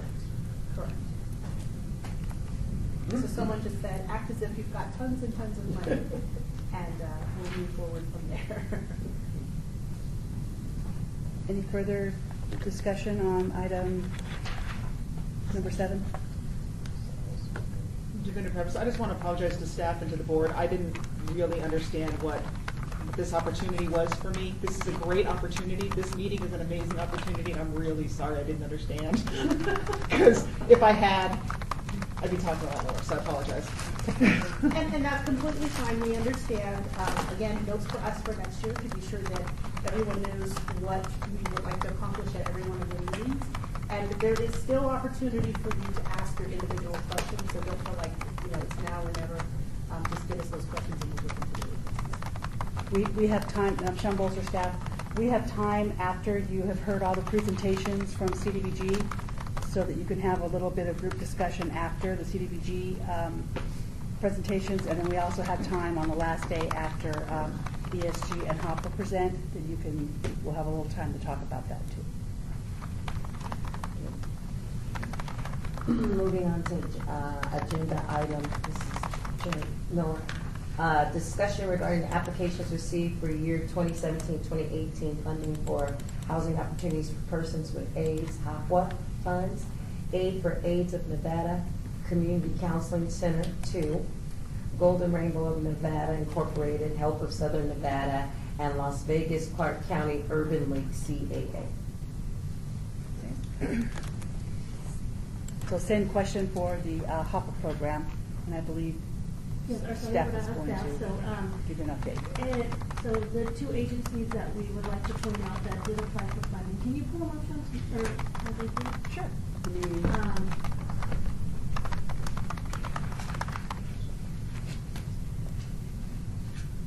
Okay, so yeah, it's AIDS for AIDS Nevada and Golden Rainbow Nevada. So those two agencies, we just want to let you know that have funding from last fiscal year. That 15-16.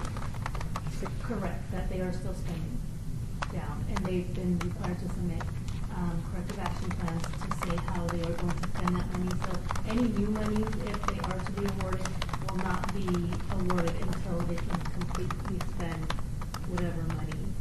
So, Devendra Pappas, so we're talking about unspent money from fiscal year 15-16, not 16-17. But they haven't even started for the most part spending 16-17 yet because they still haven't been able to spend.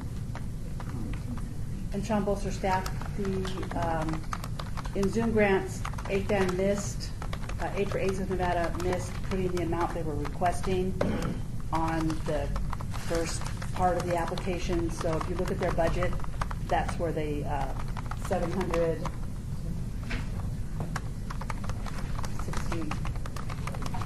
the change came from. We had to go to their budget to get it. And Devendra Pappas, one more time, just because this is such a big deal right now. The agencies that still have money left over from last fiscal year, not current fiscal year, 15-16, are Aid for AIDS of Nevada and Golden Rainbow. Those are the two agencies. Thank you very much. They were allowed to move forward in the process, unlike the other agency, because they the other agency had additional concerns. Besides from them not spending, we had involvement in other concerns that prevented us from allowing them to continue forward. Thank you. Member Taylor, just a quick question again. So, unlike last year where we knew exactly how much we had in each category to give away, I just want to be clear here. So you're telling us that you're not giving us that number, so we're looking at the applications and we're looking at the amount requested, but we don't know how much we have to give out. Is that what you're telling us? Yes. Just to clarify, we will know that amount when we vote. Right, I understand, but right now we don't. We don't have that number. Okay, that's what I wanted to clarify. Member Miller, I have a question. So if I'm listening for understanding, Ms. Gibson said that there was, if I'm reading my notes correctly, a corrective action that these agencies were given. They were allowed to go forward in the process, but then they were given some direction, I'm assuming, from staff about what they need to do in terms of that funding that they have not, what was the terminology you used to use? In a timely manner. In a timely manner. In a timely manner. The timely expenditure, Right. was the terminology. So they were given some directive, I'm assuming in writing or whatever you were engaging with them, that this is what you need to do. Because if it happens again, have they been given what their next corrective action would be? So what has been happening is, prior to this whole process, we started this separate process with our HOPA agency. So they were given a corrective action plan, basically means, tell us how you're going to spend the money, or we're going to give some it. So they have been submitting budgets and program changes and what they think will work to spend the money. So we're kind of watching them to see if it's something that's going to work, hopefully. And so that's what constitutes that corrective action plan. So is it AFAN funds that has not even touched the 16-17, or both Golden Rainbow? Both. So both of them. Natalia Aguilar is working with We the help apologize. agencies right now, and I'm not sure where we're at with Golden Rainbow, but I do not believe that AFAN has started spending 16-17 funds yet, and I'm not sure about Golden Rainbow.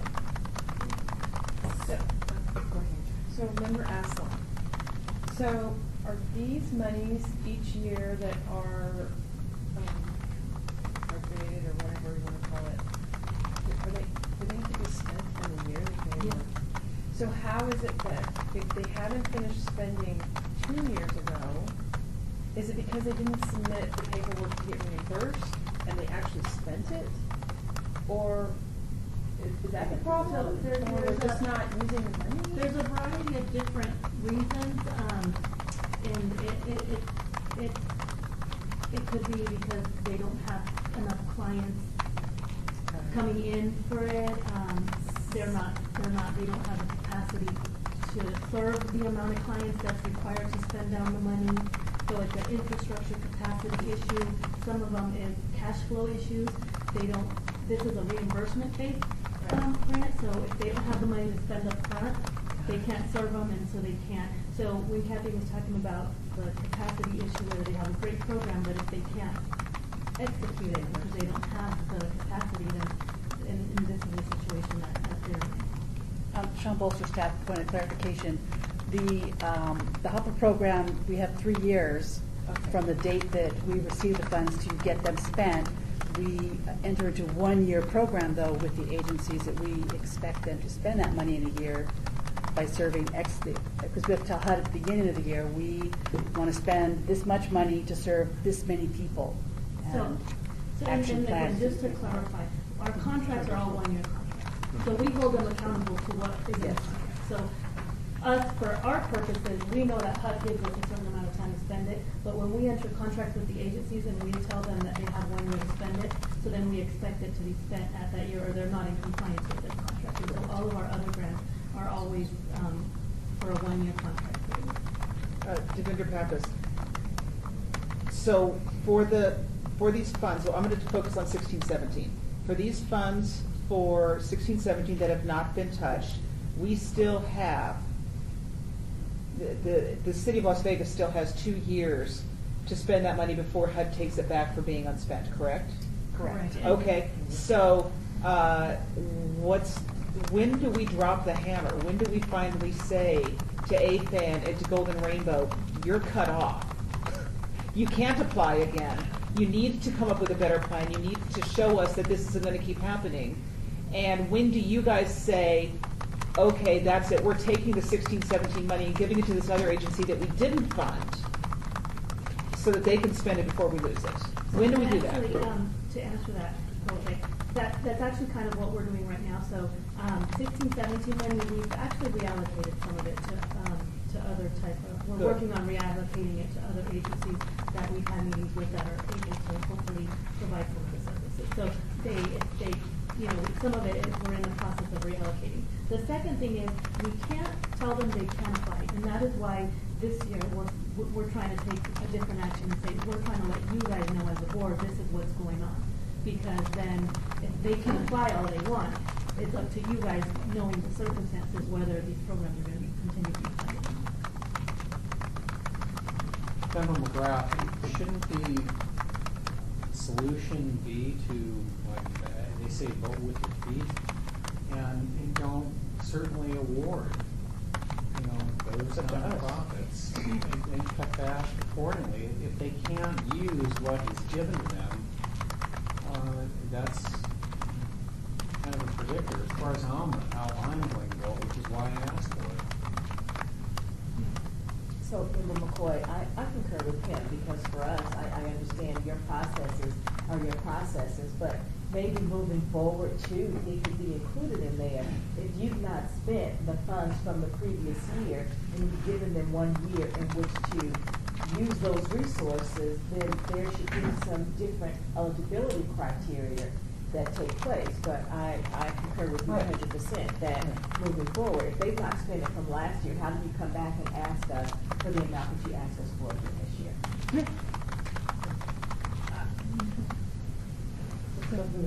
Member Taylor, just a legal question, because I want to know how this works. I don't know if anybody else cares, but so you make the recommendation, City Council approves it. Okay. Can you explain from a legal standpoint how that works when you're reallocating after it's already been approved by the City Council? I'm just curious how that works from a legal standpoint. So, we go back to the city council to request approval to reallocate. So that's already been done? It's already been to City So Council? we're in the process, I'm not sure, the helpful person is not here, so The I'm not agenda sure. item has language in it that says staff has the ability to allocate, I don't know the specific language, but the agenda item does say that specifically. Okay. So if something happens, an agency goes under, there's a fire in the building, they're no longer able to serve, then we as staff have the ability to go. Okay, that makes perfect sense. But Commissioner Pappas, you're still, from what I remember from a couple years ago, we had a discussion about something similar to this. It was because we weren't exactly sure how much money we were getting for HUD, Yes. and we knew that number could change. And if you got more, you were going to reallocate based on our recommendations. You would spread it out and do that. So you do the same thing in this case, right? If you're taking the money back from the agency, you're still looking at our recommendations and kind of morphing it out so you're still in line with the recommendations that the board has made to the city. Sean Bolster, staff. 1 year after the CDRB met and made their recommendations, we got the word from HUD that there was a cut. And so that cut was applied equally across the slate of agencies. And we did the same thing 1 year where we actually got a little bit more. And we did the same thing. We took that percent and applied it to all of the agencies so that it was a slate So to answer your across the board. question, yes, we do reallocate based on the board, but we also take into consideration council priorities and things like that to make sure that we're in tune with everything. Hi, Eric. Great, thank you. Conference in Terry, so don't go anywhere. So, Member Hold on. Ashley, I work with federal government and I run a program, and one of the things that I'm seeing is you're drilling down on the application process, and I've done the same thing, but where I found myself now is that I have a whole bunch of money that I have to get spent because I have your 1 year and 3 year money, and I almost weeded out folks because they didn't meet the qualifications. So I guess my question is. Hello there. Can you both You know what I'm hear? saying, where I'm going? I think so, but go ahead. So, Okay, how do we was a have you good both? example? So say we choose to Erica? fund a couple of these for whatever reason. Awesome sauce, hold on. Or we give them low scores, whatever. And maybe some others get low scores too. But Are they both on there now? You know, the programs aren't saying. in Okay, ladies, you're that back. they have this evidence-based, ability to make an impact. Right.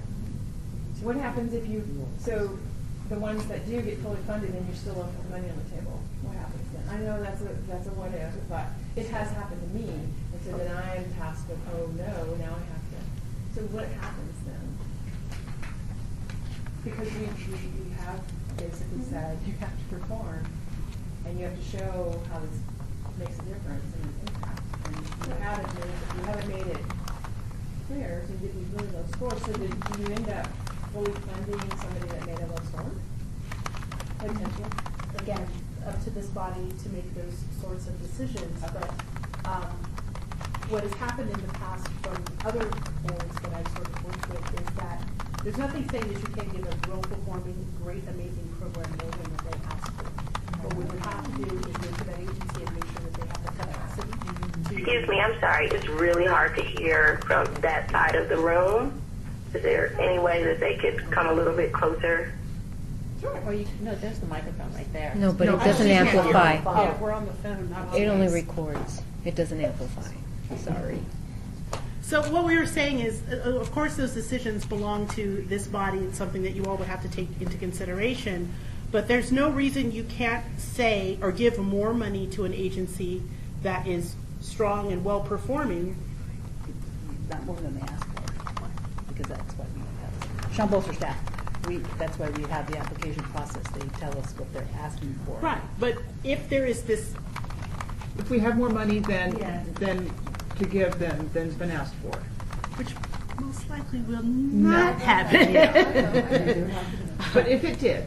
If it did, because with the CDRB, what we do is then we go to the agency and say, we would like to give you additional money because we think your program is strong and your agency is as well. Do you have the capacity to handle more? And if their answer back to us is yes, and that is your recommendation, then that's how we would move forward. Okay. Devinder Pappas, this is kind of going back to an overall general. It bothers me that we have mandatory meetings that people don't come to, and yet they're still, if it's mandatory, then if they don't participate in a mandatory portion, then why are they still allowed to apply? Their application should be pulled. If that's a mandatory meeting and they don't come to it, their application should be pulled. Jocelyn Fisher staff. This is a new process, and there are new things that we're trying to implement, and so we're trying to bring the agencies with us, then slam the door if they don't comply. So with this being sort of the first year for different steps, for different requirements, we're letting them know. We're definitely making them aware. We're providing you with all that information as well to influence your decisions. But before we start shutting the door on agencies, we want to try to bring them along with the process. Devinder Pappas. This is Member Jannison. Do you mind? Go for it. So I just wanted to say I understand that statement, but the majority of these agencies who've been applying, that's not a new process for this community. So there's several other funders that require that if you don't attend, then your application is pulled. So I think if you were to say that's the case, this would not be new information for the majority of them, and I just throw it out there for discussion because I agree with, I apologize, I'm not sure which other member said it, but if it was one of the requirements that you had to attend, it should be then if you did not attend, you don't get to apply.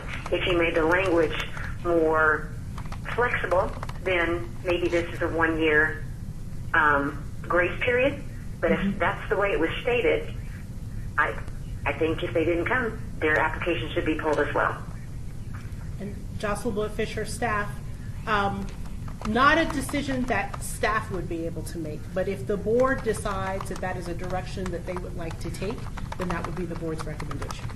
So then, Member McCoy, for this voting year, since we are aware of that, and they could have, then we can keep that in mind when we are allocating the disbursement of funds at that time. Devinder Pappas, I would like to ask as one of the questions that you're going to send out to the agencies, for the ones that did not attend the mandatory meeting, ask them to come with an answer on why. I'd like for them to be able to answer that when they come and sit down in front of us. We will do. Thank you. Any more questions? Sean Bolster, staff, before we get to Tom McGrath. Terry, since you just joined us, we were discussing the HOPWA applications and the fact that we had a couple of agencies that had not expended all their funds from 15-16 yet, and so that's where some of that conversation was going. Thank you. Yeah, Member McGrath, to Devinder's well thought out point, I think that needs to be asked. But it's also, when they come for the presentations, so there's nothing that annoys me more than when you have a salesperson or a low-level staffer sitting in front of us that can't answer questions regarding the budget or funds or the program. And again, I think what we do is just we vote accordingly on that. If they cannot, send their president, CFO, or chief operating officer or controller there to answer the questions, then that's how we vote. And I know what we're going through is survival of the fittest. I know that. I sense it. We all see it. But it's up to them. The onus is on them to put their best people in front of us. I mean, with some of these larger nonprofits, we've never seen the president or the individual that's running it. Duly noted. Member Jordan, however, we do see by the financial statements that they make a substantial amount. I'll be nice about it. I check every one. So it makes a substantial amount for them not to show up. I mean, I guess that's one of the things that had concerned me along with other members for the last few years. I think we're going through now a sensitive stage in which we're dealing with, and we're working with our staff, we love them, the best practices that you guys are setting up, which is great. We talked about it earlier. The best practices. When we're going through that, then we're dealing with a lot of the agencies that they really know they need to be showing up some of the workshop mandatory because they're presented in front of us. And then on top of that, now we don't have numbers to look at, which, that's each member's concern, whatever it might be, because now we need to register the content versus the dollar. Okay, so there's a lot of things that's built up on making sure that agency is credible. Okay, that's an old statement. It's not used much, but credibility and integrity of the agency, because they have a lot, and they should know what to expect when they get here. Because I think this year, 17-18, we're gonna be smiling, but we're gonna be nailing them. I mean, to ask them, what's going on, because they need to come with it. Because we have a lot of things that we're having to adjust to. Sure. At the last minute, numbers, the dollars. Mm-hmm. So, just be prepared. And there's nothing against them, but it's just we're just come with it. I guess is my final comment. So Arcelia Barajas, leading off of your comment, just so you guys are aware, we've already sent out the letters to the agencies with the presentation times and dates. We did not require them to have president, executive director, or CEO present. What we did ask is to have the person that comes before you guys be knowledgeable about the programs and be ready to answer questions. So a lot of times, the ED might not be the right person that's going to be able to answer all your programmatic questions, especially for large organizations. So just wanted to make you guys aware that we didn't make that a mandatory requirement, and we didn't try to attach it. We just made sure that we emphasized that they needed to have someone ready to answer questions and that knew the program and all of the information that might be asked of them. Thank you. Thank you. Okay, seeing none, any further questions, we'll move on to, I need to drink some water. Agenda item number 9, which is discussion regarding the application received for year 2017-2018 funding for Community Development Block Grant CDBG funds. Adams Place, Addison Incorporated, Back to Basics, Global Outreach, Big Brothers, Big Sisters of Southern Nevada, Blind Center Nevada Incorporated, Boys and Girls Club of Southern Nevada, Boys Town of Nevada, 2, Catholic Charities of Southern Nevada, 2, Clark County Law Foundation, Clark County Public Education Foundation, DBA, the Public Education Foundation, Communities and Schools of Nevada Incorporated, Core Academy, formerly, quote, I Have a Dream Foundation of Southern Nevada, Discovery Children's Museum, 2, Family and Child Treatment of Southern Nevada Incorporated, Family Promise of Las Vegas, First Person Care Clinic, Foster Kinship, Foundation for Positively Kids Incorporated, Future Smiles, Help of Southern Nevada, 2, Helping Hands of Las Vegas Incorporated, Homeless Helpers Care Complex, Jewish Family Service Agency, Las Vegas, Clark County, Urban League CAA, Las Vegas CHIPS DBA, Southern Youth, Rebuilding Together, Southern Nevada, Salvation Army, St. Jude's Ranch for Children, Sunrise Children's Foundation, Teach for America, the Gay and Lesbian Community Center of Southern Nevada, the Center, the Shade Tree Incorporated, and West Care Nevada Incorporated. Madam Chair, you skipped, Did I skip after something? Nevada, Southern Nevada CHIPS, Sean Bolster No, I staff. said CHIPS. No, after that you missed. Southern Nevada CHIPS, or Lutheran. Lutheran Social Services in Nevada, Nevada Health Centers Incorporated, Nevada Partnership for Homeless Youth. There you go. Yes. That's everybody. Thank you. That's a lot, I apologize. So Sean Bolster staff, same question of the board. As you were reviewing the agencies, did you have questions or concerns you wanted to talk about with amongst yourself and with staff?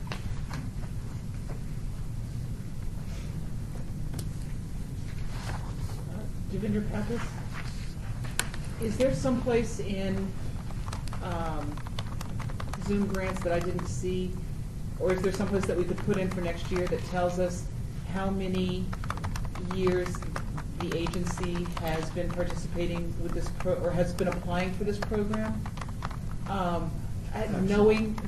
Looking at the applications and understanding how many times an agency's been before us will help when I you know, when we're looking at these applications, is this the first time this agency's ever been before us? Then we can understand why it's a little thin in places, because they may not understand, versus an agency that's been before us for 14 years.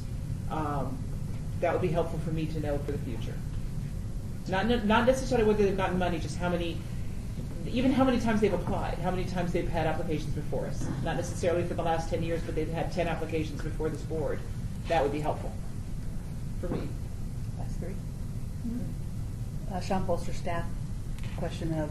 We'll make a note of that. Make a Thank note. you. Yeah, just for next year. Aslan, member Aslan, isn't it on your, it's on your application page, on your full application history, isn't that what, if you could click that, is that through your? Well, let's see, I'm gonna pull one up that I know Because it's I applied know it. before. For some reason, the computer's very pokey, I don't know. Full history. Click the full history. Because that one though, it told, I don't know if it tells the whole story though. It does. So Zoom Grants does have the, Sean Bolster staff, Zoom Grants does have at the bottom of, if you go to Your application, first tab. the application, sorry, this thing is, It's the first tab on your application. I know, but It's on the bottom. What's it on the bottom? let me just close this window, hold on. Okay, so Sean Bolster staff, if you pull up an agency by clicking on it, under application summary, the application, the first tab, scroll all the way down, and next to where it says IRS verification, there's application history, and you could click on full applicant history. It will give you what's in Zoom Grants, and we've been using Zoom Grants for a few years now. Okay, that's enough history for me. That would work. Thank you. Good question. Good job. I'm only alternate chair, so I can't raise it.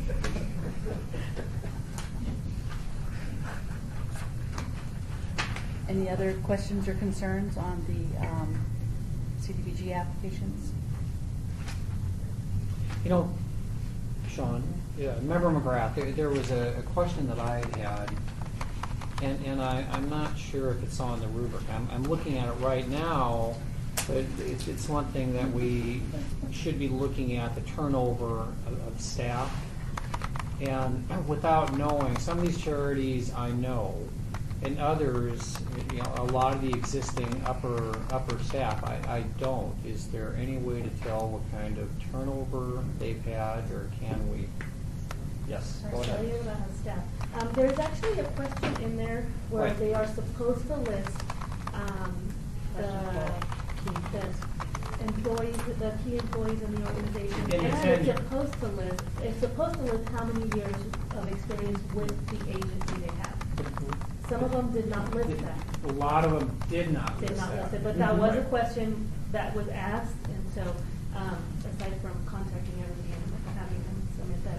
I'm I sure know, that we and can. maybe that, again, when we vote, it's one of the factors that, you know, I don't think it should be a determinant as far as how much money, but it's, you know, the application's pretty specific, and the questions are asked, and I will probably ask, why didn't you complete this? You know, you knew about it, why didn't you tell us how long, you know, the tenure is of your CFO, of your chief operating officer? I'll ask it, I don't have a problem with that. So, okay, thank you. It's Sean Bolster staff, question 12. And Thank you. real quick, to help you when you're using Zoom, and I'm sorry you telephone folks aren't able to see it, but you can, if you click on My Account, and then you click on, we're talking about CDBG, so you click on CDBG, and I apologize for the pokiness. Okay. You click on the tab that says Data, and you can run some reports that will let you look at just question 12, if you want to look at just question 12, and it'll pull it up for you to look at. So you can go in there under Data and tell it to, you can create your own spreadsheets to look at, but you can tell it, I want to see in a page break format, I want to see question number 12. You can click on question number 12, then you go down to the bottom and say generate this report. And there it is. It has everybody that applied and their answer to question 12 so that you can take a look at that and see how they answered the question. That's awesome. And you could do it with anything in Zoom Grants. So you can data collect and do your own comparisons, question by question if you'd like to. Looks like it pulled up everybody. Thank you. It does. It pulls up, well, in CDBG, it won't pull Yeah, well, everybody, but whatever application you're in, it'll pull up those agencies. And you could do all kinds of comparisons by playing the data tool. You're not going to break anything. That's great. Thank you. Because you don't have access to break things. Chair Miller, I'm just piggybacking off my colleague, Mr. Brett. I think that goes to also about the content of the agency. I think that also goes to the health of the agency in terms of establishing that relationship and connection. And when we talk about entering into agreements with other issues and collaboration and things of that nature, that I think that does that. I'm glad we're able to have those. Does anyone have any other further questions on agenda item number 9? No? Member McGrath, I just have a parting comment on that. I mean, that's why we were appointed, respective city council people and/or the mayor. That's, to be the watchdog and ask these hard questions and not be quiet sitting here, so. Yes, and personally, what I've asked staff, this year is kind of what we're trying to do is to provide you with all of the information so that you guys can make those informed decisions. So that is where we're trying to change things up with you guys for this entire process, is so that you guys are aware of all of the issues that we have as a city with the providers, and so that you guys can make your decisions based on all of that, and hopefully we're able to do that. Member McGrath, and then I'm finished. But, I mean, this was great information that we learned about these two nonprofits sitting on the money. And I'm glad that came to our attention. That's huge.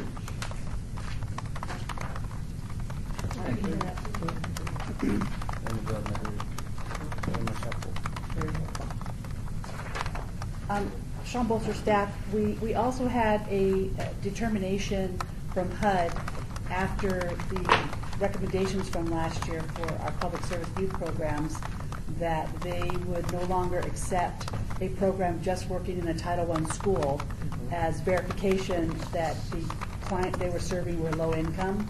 We took our argument all the way, we lost our argument, and so every client that participated in the youth program had to be income verified.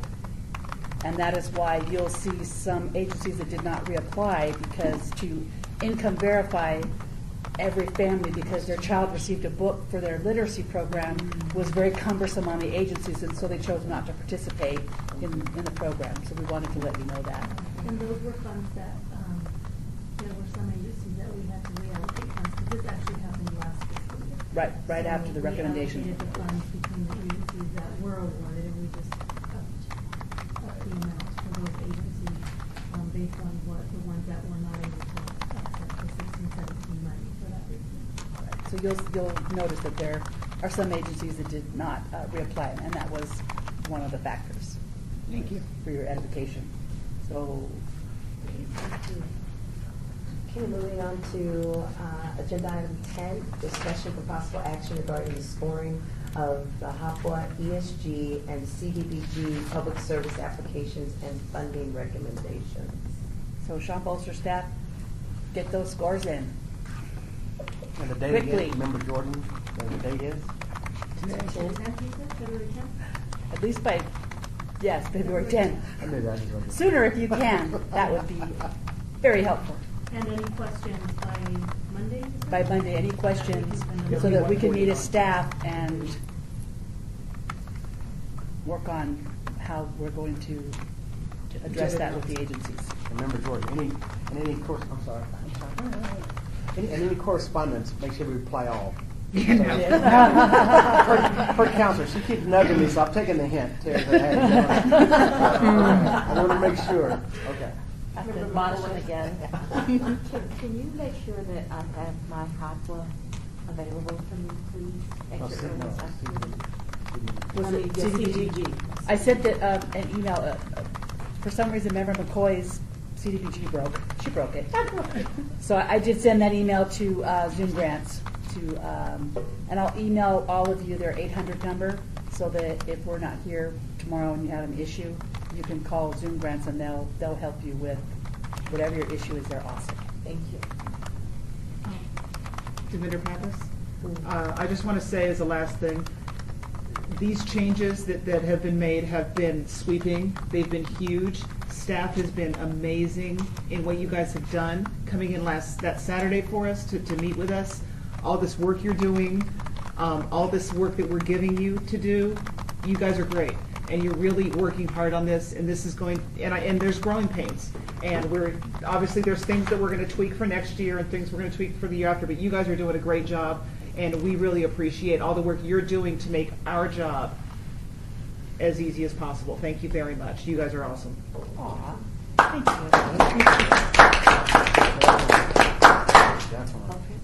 So any questions on item number 10 from the board? Awesome. Okay, we'll move on to agenda item 11, citizens' participation. Public comment during this portion of the agenda must be limited to matters within the jurisdiction of the board. No subject may be acted upon by the board unless that subject is on the agenda and is scheduled for action. If you wish to be heard, give your name for the record, the amount of discussion on any single subject, as well as the amount of time any single speaker